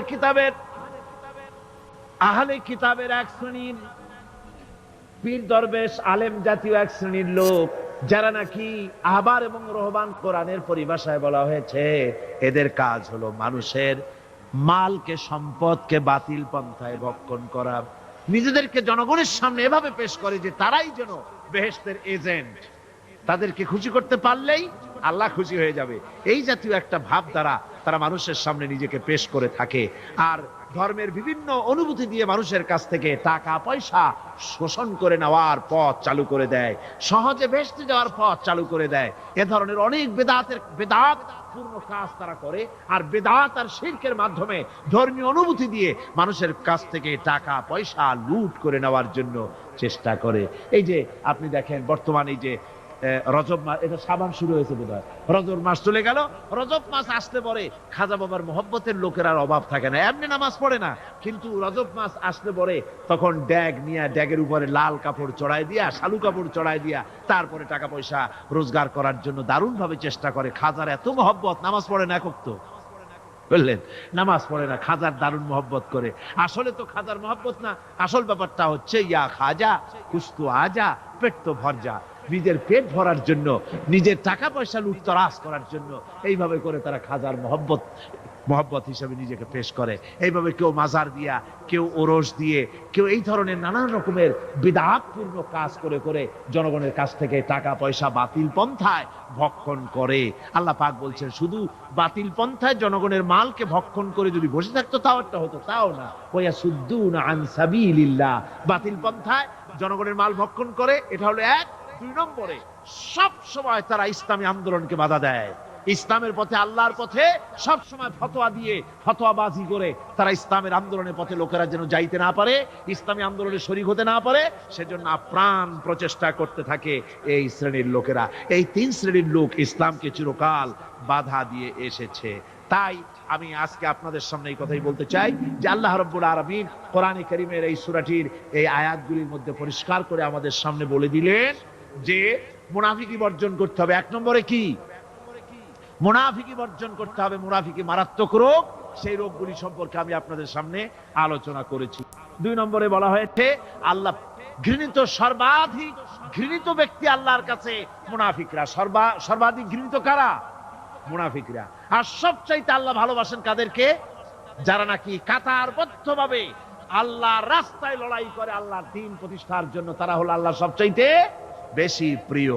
আর 3 নম্বরে আজকের আলোচনায় আসলো যে নবীদেরকে যেভাবে জ্বালা যন্ত্রণা দিয়েছে কাফের বেঈমানেরা, ওই জ্বালা যন্ত্রণার সিলসিলা চলতেছে, চলবে। তবে মনে রেখো, বনী ইসরাঈলেরা যেভাবে মুসা আলাইহিস সালাম, ঈসা আলাইহিস সালামকে বাধা দিয়ে যেভাবে বিপদগ্রস্ত হয়েছে, তোমরা মুসলমানেরা যদি নবীদেরকে এভাবে নির্যাতন করো, তোমাদেরকেও নির্যাতিত হতে হবে। আল্লাহর গজব তোমাদের উপরেও আসবে। আমাদের দেশে কোরবানি করতে গিয়ে খরচ করে, হ্যাঁ কোরবানি করবেন, আপনি ভালো একটা কোরবানি করবেন, আপনার পয়সা যেমন আছেন তেমন, কিন্তু 50,000 টাকা দাম দিয়ে একটা গরু কিনা, সেই গরুর গলায় মালা দিয়া এরপরে সারা শহরে প্রদর্শনী করতে হবে, এর কোনো যুক্তি নাই।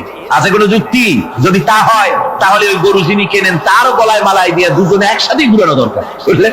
আমার বন্ধুগণ, আপনি কোরবানি করবেন, কোরবানি আপনার 10,000 টাকায় হয়ে যেতে পারে, 15,000 টাকায় হয়ে যেতে পারে, বাকি টাকাগুলি আল্লাহর রাস্তায় খয়রাত করে দেন।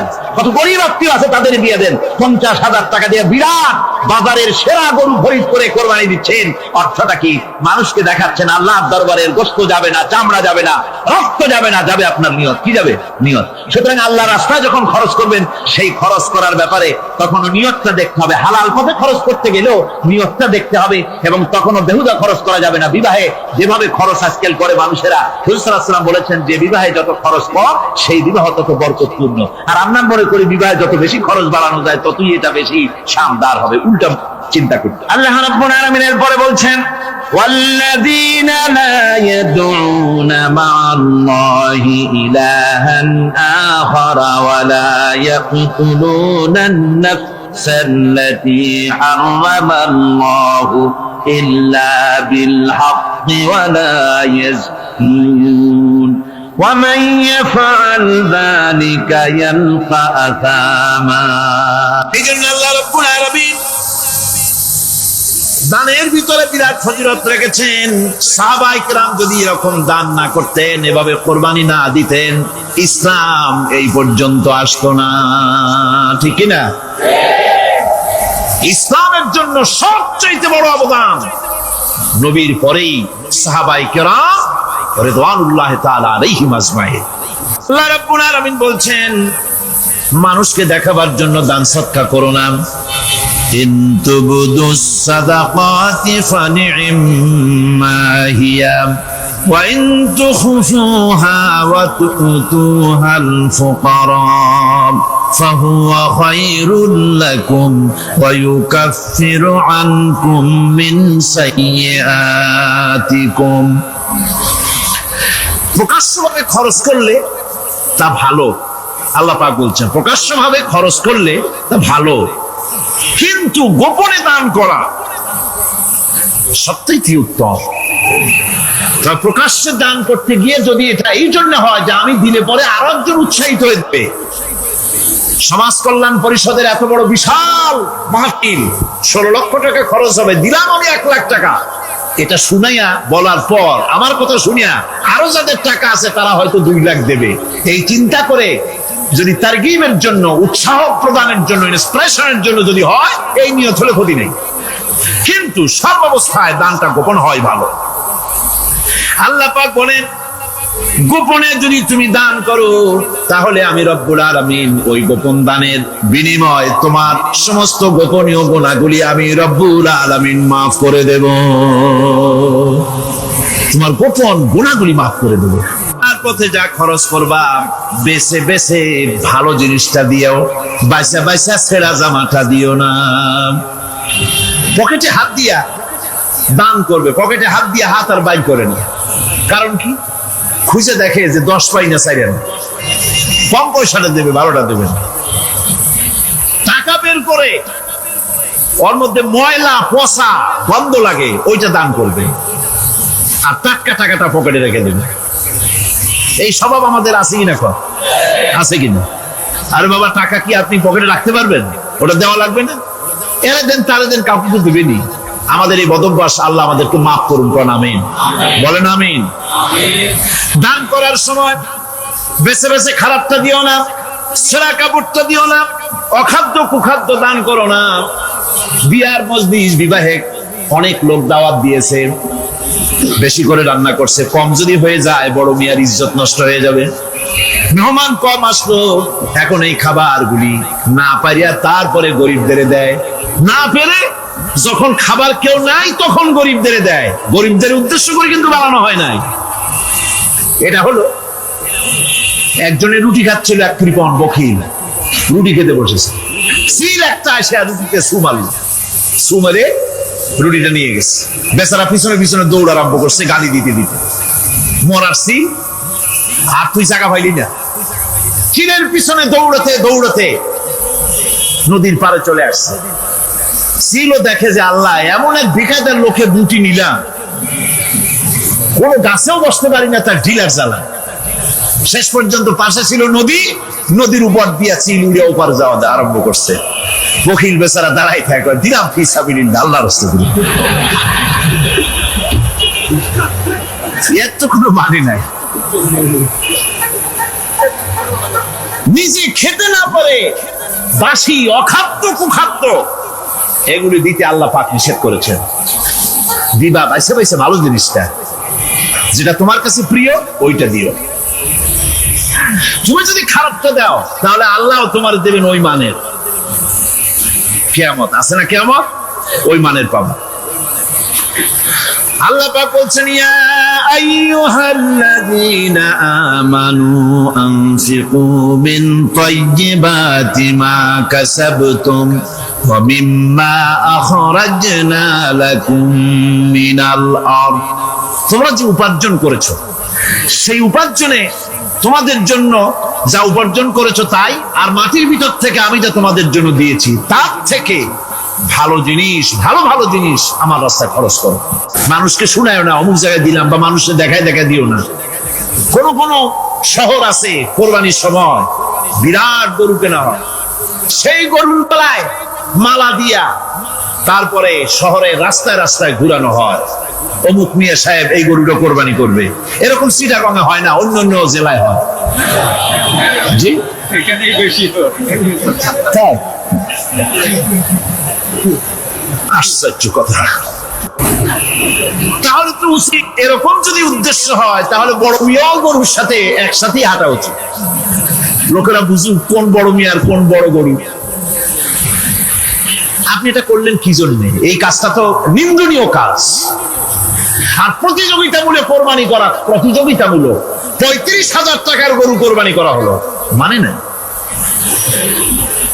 মানুষকে শুনাইয়া, মানুষকে দেখাইয়া যদি করা হয় কোনো ফল পাওয়া যাবে না।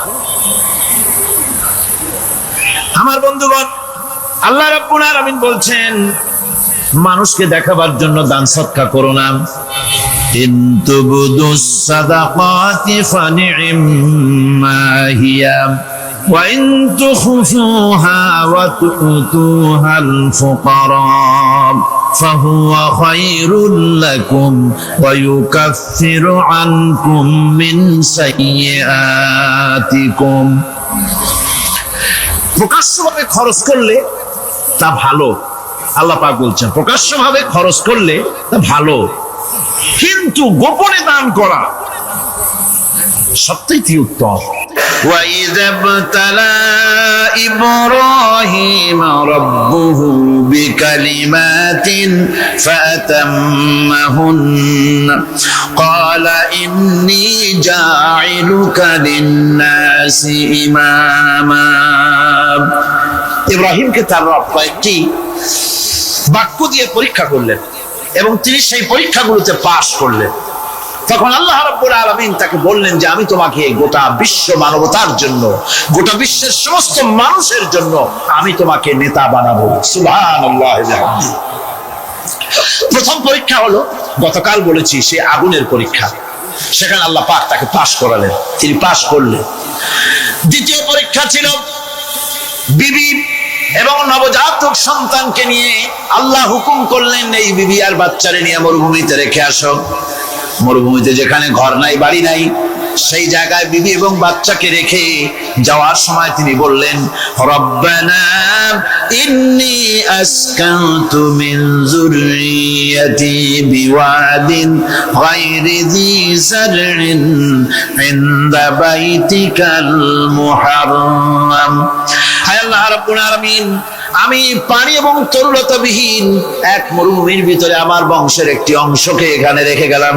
তোমার ঘরের কাছে পুনর্বাসিত, আমি তাদের কাছে, এই ঘরের কাছে, সম্মানিত ঘরের কাছে রেখে গেলাম। পরীক্ষায় তিনি পাশ করলেন।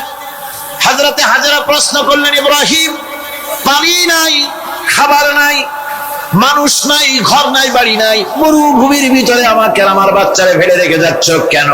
কোনো জবাব নাই। 2বার 3বার প্রশ্ন করলেন। এরপরে তিনি আবার প্রশ্ন করলেন, বললেন, ইব্রাহিম, এটা কি আল্লাহর হুকুম নাকি? হযরত ইব্রাহিম আলাইহিস সালাম নিজের কলিজার টুকরা সন্তান আর বিবিকে রেখে যেতেছেন ভারাক্রান্ত মন নিয়ে। তিনি আকাশের দিকে আঙ্গুল উঁচু করে দেখালেন।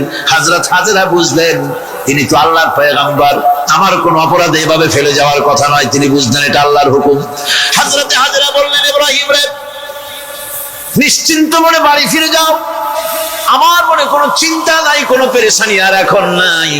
আল্লাহর হুকুমে যদি আমাকে এই মরুভূমির ভিতরে ফেলে দিয়ে থাকো, তাহলে আমি ওই আল্লাহর প্রতি এতটা ভরসা রাখি যে এই মরুভূমির ভিতরে জল পানি শূন্য, খাদ্য শূন্য জায়গায় আমি আমার বাচ্চাকে আল্লাহ রব্বুল আলামিন না খাওয়াইয়া মারবেন না। দ্বিতীয় পরীক্ষায় পাশ করবে। 3 নম্বরে পরীক্ষা হলো সন্তান বড় হয়ে গেছে, বুদ্ধি হয়েছে, দৌড়াতে পারে। আল্লাহ রাব্বুল আলামিন হুকুম করলেন ছেলেকে জবাহ করো। কত বড় আগুনের পরীক্ষা! কোরআন শরীফ বলছে হযরত ইব্রাহিম আলাইহিস সালাম নিজের ছেলেকে ডেকে নিয়ে বললেন, ইয়া বুনাইয়া ইন্নী আরা ফিল মানামি আন্নী আযবাহু ফানজুর মাযা তারা। হে আমার কলিজার টুকরা সন্তান, আমি স্বপ্নে দেখেছি যেন আমি তোমাকে জবাহ করতেছি, তোমার রায় কি, তোমার মত কি, আমারে শোনাও। ছেলে পয়গম্বর, ছেলে তার জবাবে বললেন, ইয়া আবাতি ফাআল মা তু'মার সাতাজিদুনি ইনশাআল্লাহু মিনাস সাবিরিন। হে আমার আব্বাজান, আপনি যে ব্যাপারে স্বপ্নের ভিতরে আদিষ্ট হয়েছেন আপনি তা কার্যকরী করুন। আমাকে এতটুকু অধৈর্যের মধ্যে পাবেন না, আমাকে ধৈর্যশীলদের মধ্যে পাবেন। আমারে আপনি আল্লাহর হুকুম পালন করেন। আল্লাহ পাক শোনাচ্ছেন, ফালাম্মা আসলামা ওয়া তাল্লাহু লিল জাবিন। পিতা পুত্র দুজনই রাজি হয়ে গেল। পিতা তার ছেলেকে কাঁধ করে গলার উপরে ছুরি ধরেছেন। আল্লাহ রাব্বুল আলামিন ইসমাইল জবাহ হোক এটা আল্লাহ চান নাই, আল্লাহ চেয়েছেন পরীক্ষা করতে। পরীক্ষায় ইব্রাহিম পাস হয়ে গেলেন। আল্লাহ পাক বলছেন, ওয়ানাদাইনাহু আইয়া ইব্রাহিম قد صدقت الرؤيا إنا كذلك নাজিজিল মুহসিনিন। আমি ইব্রাহিমকে ডেকে বললাম, ইব্রাহিম তুমি তোমার স্বপ্নকে বাস্তবে রূপ দিয়েছো, আর এভাবেই করি আমি মুহসিনিনদেরকে পুরস্কৃত করে থাকি। আল্লাহ পাক খুশি হলেন। আল্লাহ পাক বললেন, ইন্না হাযা লাবালাউল মুবিন। নিঃসন্দেহে এটি একটি বিরাট পরীক্ষা ছিল, ঠিক কি না? আল্লাহ নিজে বলছেন এটা একটি বিরাট পরীক্ষা, আজিম ইমতিহান। সে ইমতিহানে তিনি পাশ করলেন। পরীক্ষায় উত্তীর্ণ হওয়ার জন্য রব্বুল আলামিন পুরস্কার দিয়া দিলেন। আল্লাহ পাক বললেন, সালামুন আলা ইব্রাহিম। পড়েন সবাই, সালামুন আলা ইব্রাহিম। ইব্রাহিমের প্রতি আল্লাহ পাক বললেন, ইব্রাহিমের প্রতি সালাম রইল। সুবহানাল্লাহি ওয়া বিহামদিহি। ইবাদত এর আনুগত্যের এই উৎকৃষ্ট দৃষ্টান্ত স্থাপনের পর আল্লাহ পাক তার গোটা বিশ্বের মুসলমানদেরকে কিয়ামত পর্যন্ত ইব্রাহিম আলাইহিস সালামকে জাতির পিতা বানায়া দিলেন। সুবহানাল্লাহ, কইতে ইচ্ছা করে না? এরকম পরীক্ষা কোন পিতারা দিতে পারছে নাকি? গোটা বিশ্বের সমস্ত মানব মণ্ডলীর জন্য আল্লাহ পাক ইব্রাহিম আলাইহিস সালামকে কিয়ামত পর্যন্ত জাতির পিতা হিসাবে ঘোষণা করেছেন। সুবহানাল্লাহ।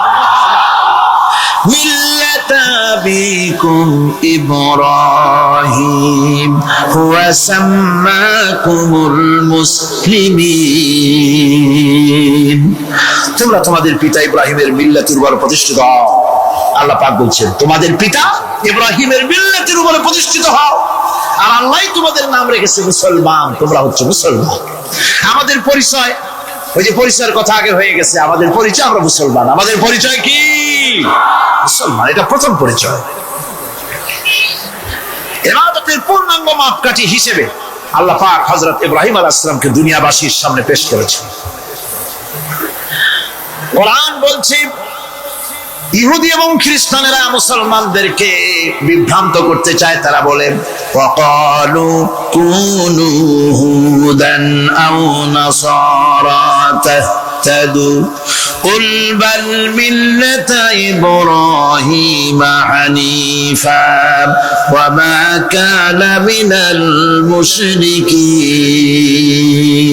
ইহুদিরা বলে ইহুদি হও তবেই তোমরা সঠিক পথ পাবা, খ্রিস্টানের বলে খ্রিস্টান হও তবেই তোমরা সঠিক পথ প্রাপ্ত হবে। আল্লাহ পাক বলছেন এদের সকলকে বলে দাও বরং তোমরা সব পরিত্যাগ করে মিল্লাতে ইব্রাহিমের ভিতরে শামিল হয়ে যাও। এটাই মুক্তির পথ, এটাই নাজাতের পথ, এটাই আল্লাহর পথ। সুবহানাল্লাহি ওয়া বিহামদিহি। এমনকি রাসূল কারীম সাল্লাল্লাহু আলাইহি ওয়াসাল্লামকে আল্লাহ পাক বলেছেন আনিত্তাবি মিল্লাতা ইব্রাহিম হানিফা, চারদিক থেকে মুখ ফিরিয়ে নে মিল্লাতে ইব্রাহিমের ভিতরে শামিল হয়ে যাও, তারই অনুসরণ করো। রাসূল কারীম সাল্লাল্লাহু আলাইহি ওয়াসাল্লাম ইবাদত বা আনুগত্যের সর্বোৎকৃষ্ট নমুনা হওয়ার কারণে ইব্রাহিম আলাইহিস সালাম সম্পর্কে হুজুর বলেছেন ইন্না ইব্রাহিমা খায়রুল বারিয়া, রাওয়াহু মুসলিম। হুজুর সাল্লাল্লাহু আলাইহি ওয়াসাল্লাম বলেছেন ইব্রাহিম হচ্ছেন জগতের সর্বোত্তম ব্যক্তি। সুবহানাল্লাহ। সুতরাং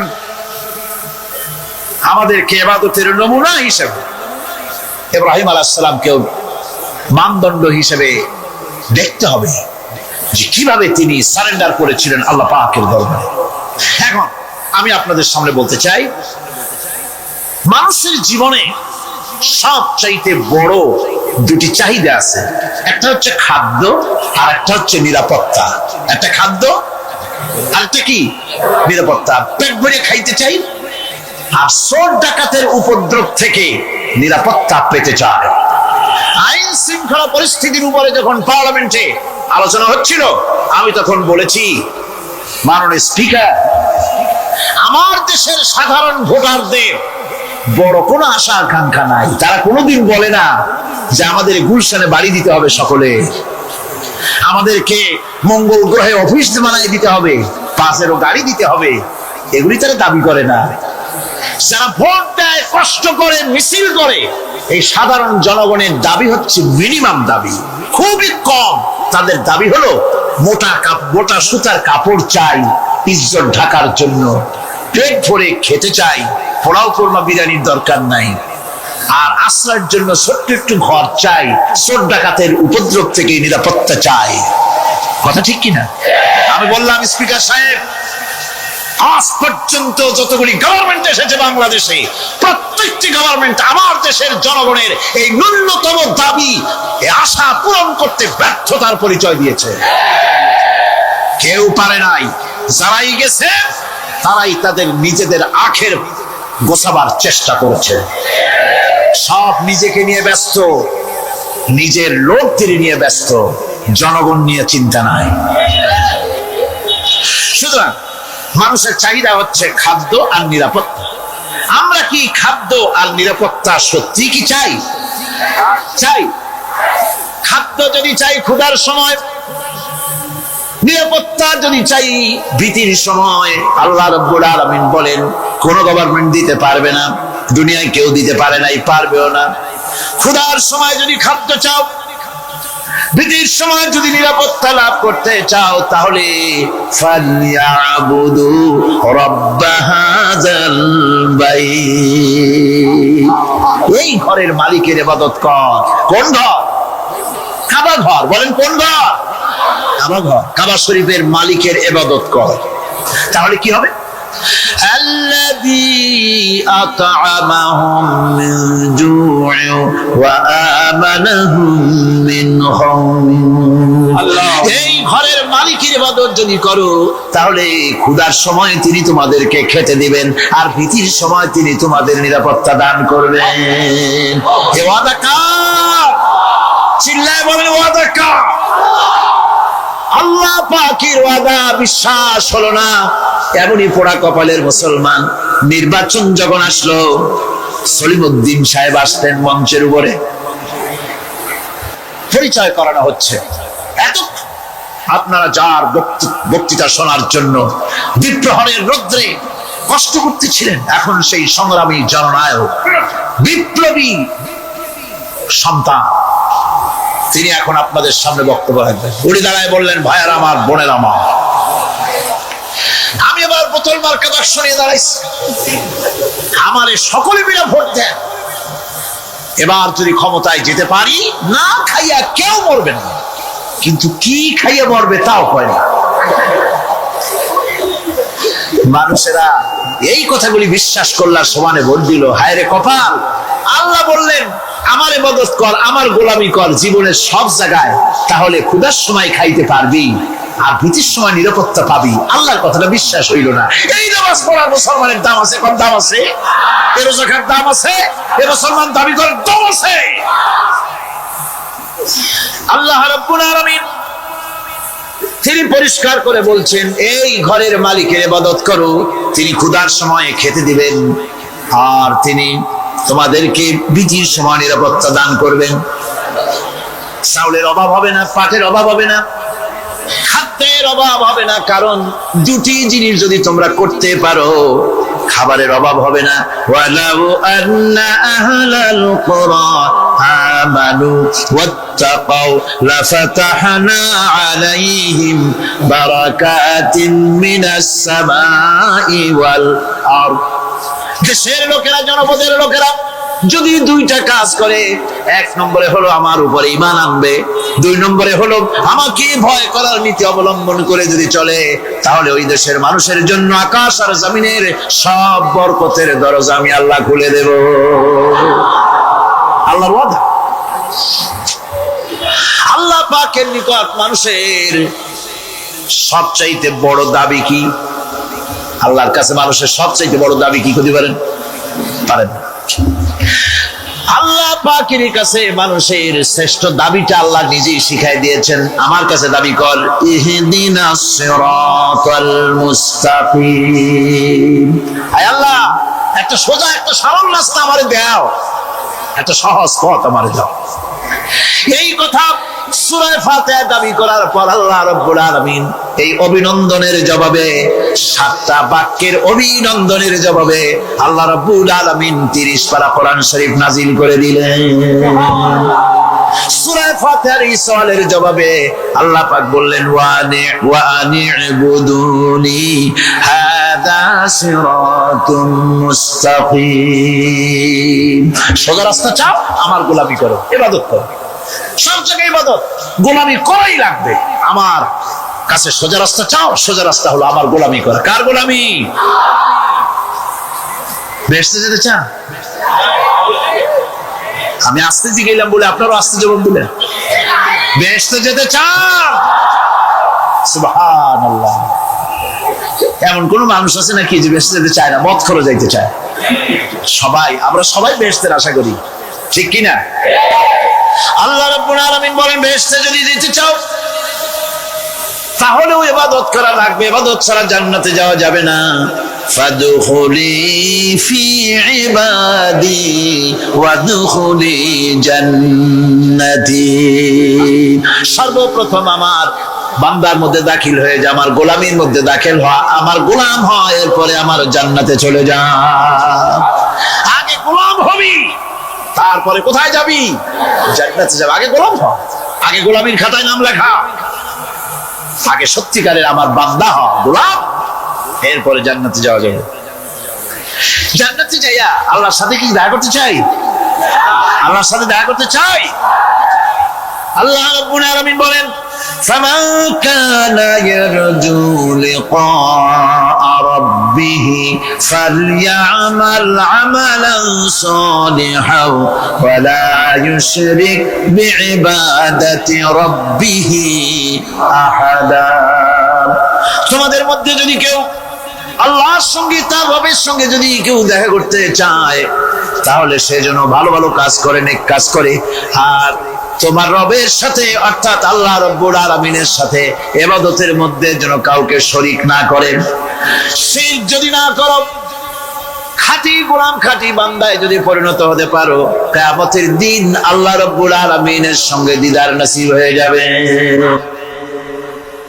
এই গোলামি করব কতদিন? কতদিন গোলামি করব? এই প্রশ্নের জবাবে আল্লাহ রাব্বুল আলামিন কোরআনে কারীমের মধ্যে জবাব দিয়ে দিয়েছেন, ওয়া'বুদ রাব্বাকা হাত্তা ইয়াতিয়াকাল ইয়াকিন। মৃত্যু পর্যন্ত, যতক্ষণ না নাক দিয়ে শেষ প্রশ্বাসটি নিঃশ্বাসটি বেরিয়ে যাচ্ছে, ততক্ষণ পর্যন্ত আনুগত্য গোলামি শব্দ হবে কার? জোরে চিল্লা এখন কার?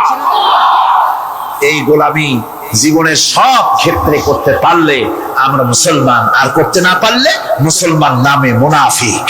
না পারলে কি মুনাফিক।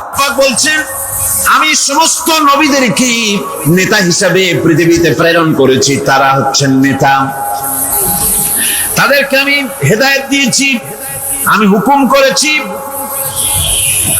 ওহীর মাধ্যমে জনকল্যাণমূলক কাজ তোমরা করো, নামাজ প্রতিষ্ঠা করো, কল্যাণমূলক কাজ করো, ফেলাল খায়রাত কল্যাণমূলক কাজ করো, আর নামাজ প্রতিষ্ঠা করো, যাকাত আদায় করো। আর তার সবাই ছিল আমার বাধ্যবাধকতা। ইসমাঈল আলাইহিস সালাম সম্পর্কে বলা হয়েছে وَكَانَ يَأْمُرُ أَهْلَهُ بِالصَّلَاةِ وَالزَّكَاةِ وَكَانَ عِندَ رَبِّهِ مَرْضِيًّا। সে তার স্বজনদেরকে নামাজের হুকুম করত, নামাজের এবং যাকাতের নির্দেশ দিতেন হযরত ইসমাঈল আলাইহিস সালাম। আর তিনি ছিলেন বিশেষ মর্যাদার অধিকারী। মুসা আলাইহিস সালাম তার কওমকে আল্লাহ পাক এই অর্ডার দিয়েছিলেন। মুসা আলাইহিস সালাম বলেছিলেন, আয় আল্লাহ, আমার কওমকে যেন তুমি গজব দিও না, তাদেরকে তুমি শাস্তি দিও না। আল্লাহ পাক হযরত মুসা আলাইহিস সালামের এই প্রার্থনার জবাবে আল্লাহ পাক বললেন, আযাবি উসিবু বিহি মান আশাউ ওয়া রাহমাতি ওয়াসিআত কুল্লা শাইইন। আমি যাকে চাইবো আমার আযাবে নিক্ষেপ করব, তবে সকল জিনিসের উপর আমার রহমত পরিবেষ্টিত আছে। তবে হ্যাঁ, فسأكتبها للذين يتقون ويؤتون الزكاة والذين هم بآياتنا يؤمنون। আমি এই রহমত কেবলমাত্র তাদের জন্য লিখে রাখবো যারা নাকি নামাজ প্রতিষ্ঠা করবে আর যারা যাকাত আদায় করবে, আমি তাদেরকে আমার গজব থেকে বাঁচায়া দেব। যাকাত যারা আদায় করবে আমি তাদেরকে আমার শাস্তি থেকে, গজব থেকে রক্ষা করব। রাসূল করিম সাল্লাল্লাহু আলাইহি ওয়াসাল্লামের পূর্বে শেষ নবী হচ্ছেন হযরত ঈসা আলাইহিস সালাম। তাকে আল্লাহ পাক এই অর্ডারই করেছেন। কোরআনে কারীমে বলা হচ্ছে, ওয়াজআলানি মুবারাকান আইনামা কুনতু وأوصاني بالصلاة والزكاة ما دمت حيا। আমি যেখানেই থাকি না কেন আমাকে অর্ডার করা হয়েছে যতদিন বেঁচে থাকবো আমি ততদিন যেন আমি নামাজ আদায় করি আর যাকাত দেই। ঈসা আলাইহিস সালাম বলছে, আল্লাহ পাক আমার উপরে নির্দেশ করেছেন আমি যেখানেই থাকি আর যতদিন বাঁচি আমাকে নামাজ আর যাকাত এই দুটি জিনিস সম্পর্কে আল্লাহ পাক আমাকে আদেশ করেছেন। এখন যাকাত দিতে হবে, গুরুত্বপূর্ণ ব্যাপার। মানুষেরা অবহেলায় যাকাত থেকে নিজেকে বঞ্চিত রেখেছে, মাহরুম রেখেছে। এত বড় একটি নিয়ামত থেকে সমাজকে মাহরুম করছে, যাকাত দিচ্ছেন। কোরআনে কারীমের 3টি আয়াতে যাকাতের কথা এভাবে বলা হয়েছে, ইয়া আইয়ুহাল্লাযীনা আমানু আনফিকু মিন তাইয়্যিবাতি মা কাসাবতুম ওয়া মিম্মা আখরাজনা লাকুম মিনাল আরদ। হে ইমানদার লোকেরা, তোমরা যে সব পবিত্র অর্থ সম্পদ উপার্জন করো সেগুলি, এবং আমি জমিন থেকে তোমাদের যে ফসল দান করি, ফসল উৎপাদন করে দেই, তার থেকে তোমরা আল্লাহর পথে খরচ করো। এগুলো 1 নম্বর আয়াত। 2 নম্বর, প্রথম আয়াত বলা হয়েছে সূরা বাকারায়, আর সূরা আনআমে বলা হচ্ছে, কুলু মিন সামারিহি ইযা আসমারা ওয়া আতু হাক্কাহু ইয়াওমা হাসাদিহি। তার উৎপাদিত ফল ফসল তোমরা খাও, আর ফসলের একটি অংশ ফসল কাটার দিনেই আল্লাহর হকটা, আল্লাহর অধিকারটা আদায় করে দাও। যেদিন তোমরা ফসল কাটবে সেদিনই এই অধিকারটা আদায় করে দাও। এই যে একটা ফরজ, এই ফরজটা মুসলমানেরা বেমালুম ভুলে গিয়েছে। ফসলের যাকাত তারা দেয় না। ফসলের যাকাতকে বলা হয় ওসর। কি বলা হয়? ওসর। এই ওসর এখন যদি আপনি গ্রামে গিয়া কোন শিক্ষিত লোককে যদি জিজ্ঞেস করেন, ভাই ওসর কি চেনো? সে বলবে, ভাই ওসর এটা কি জাতীয় প্রাণী, সারপোকা না তেলাপোকা না আরশোলা, আমি তো নাম টাম তেমন শুনি করি নাই, বুঝবি না ওসরটা কি জিনিস। অথচ নামাজ রোজার মতোই ফরজ ওসর আদায় করা। কবে আদায় করবে? যেদিন আপনি ফসল কাটবেন সেই দিনই ওসর আদায় করে দিবেন। পরিমাণটা কি হবে? পরিমাণ হবে আকাশের বৃষ্টির পানি দিয়ে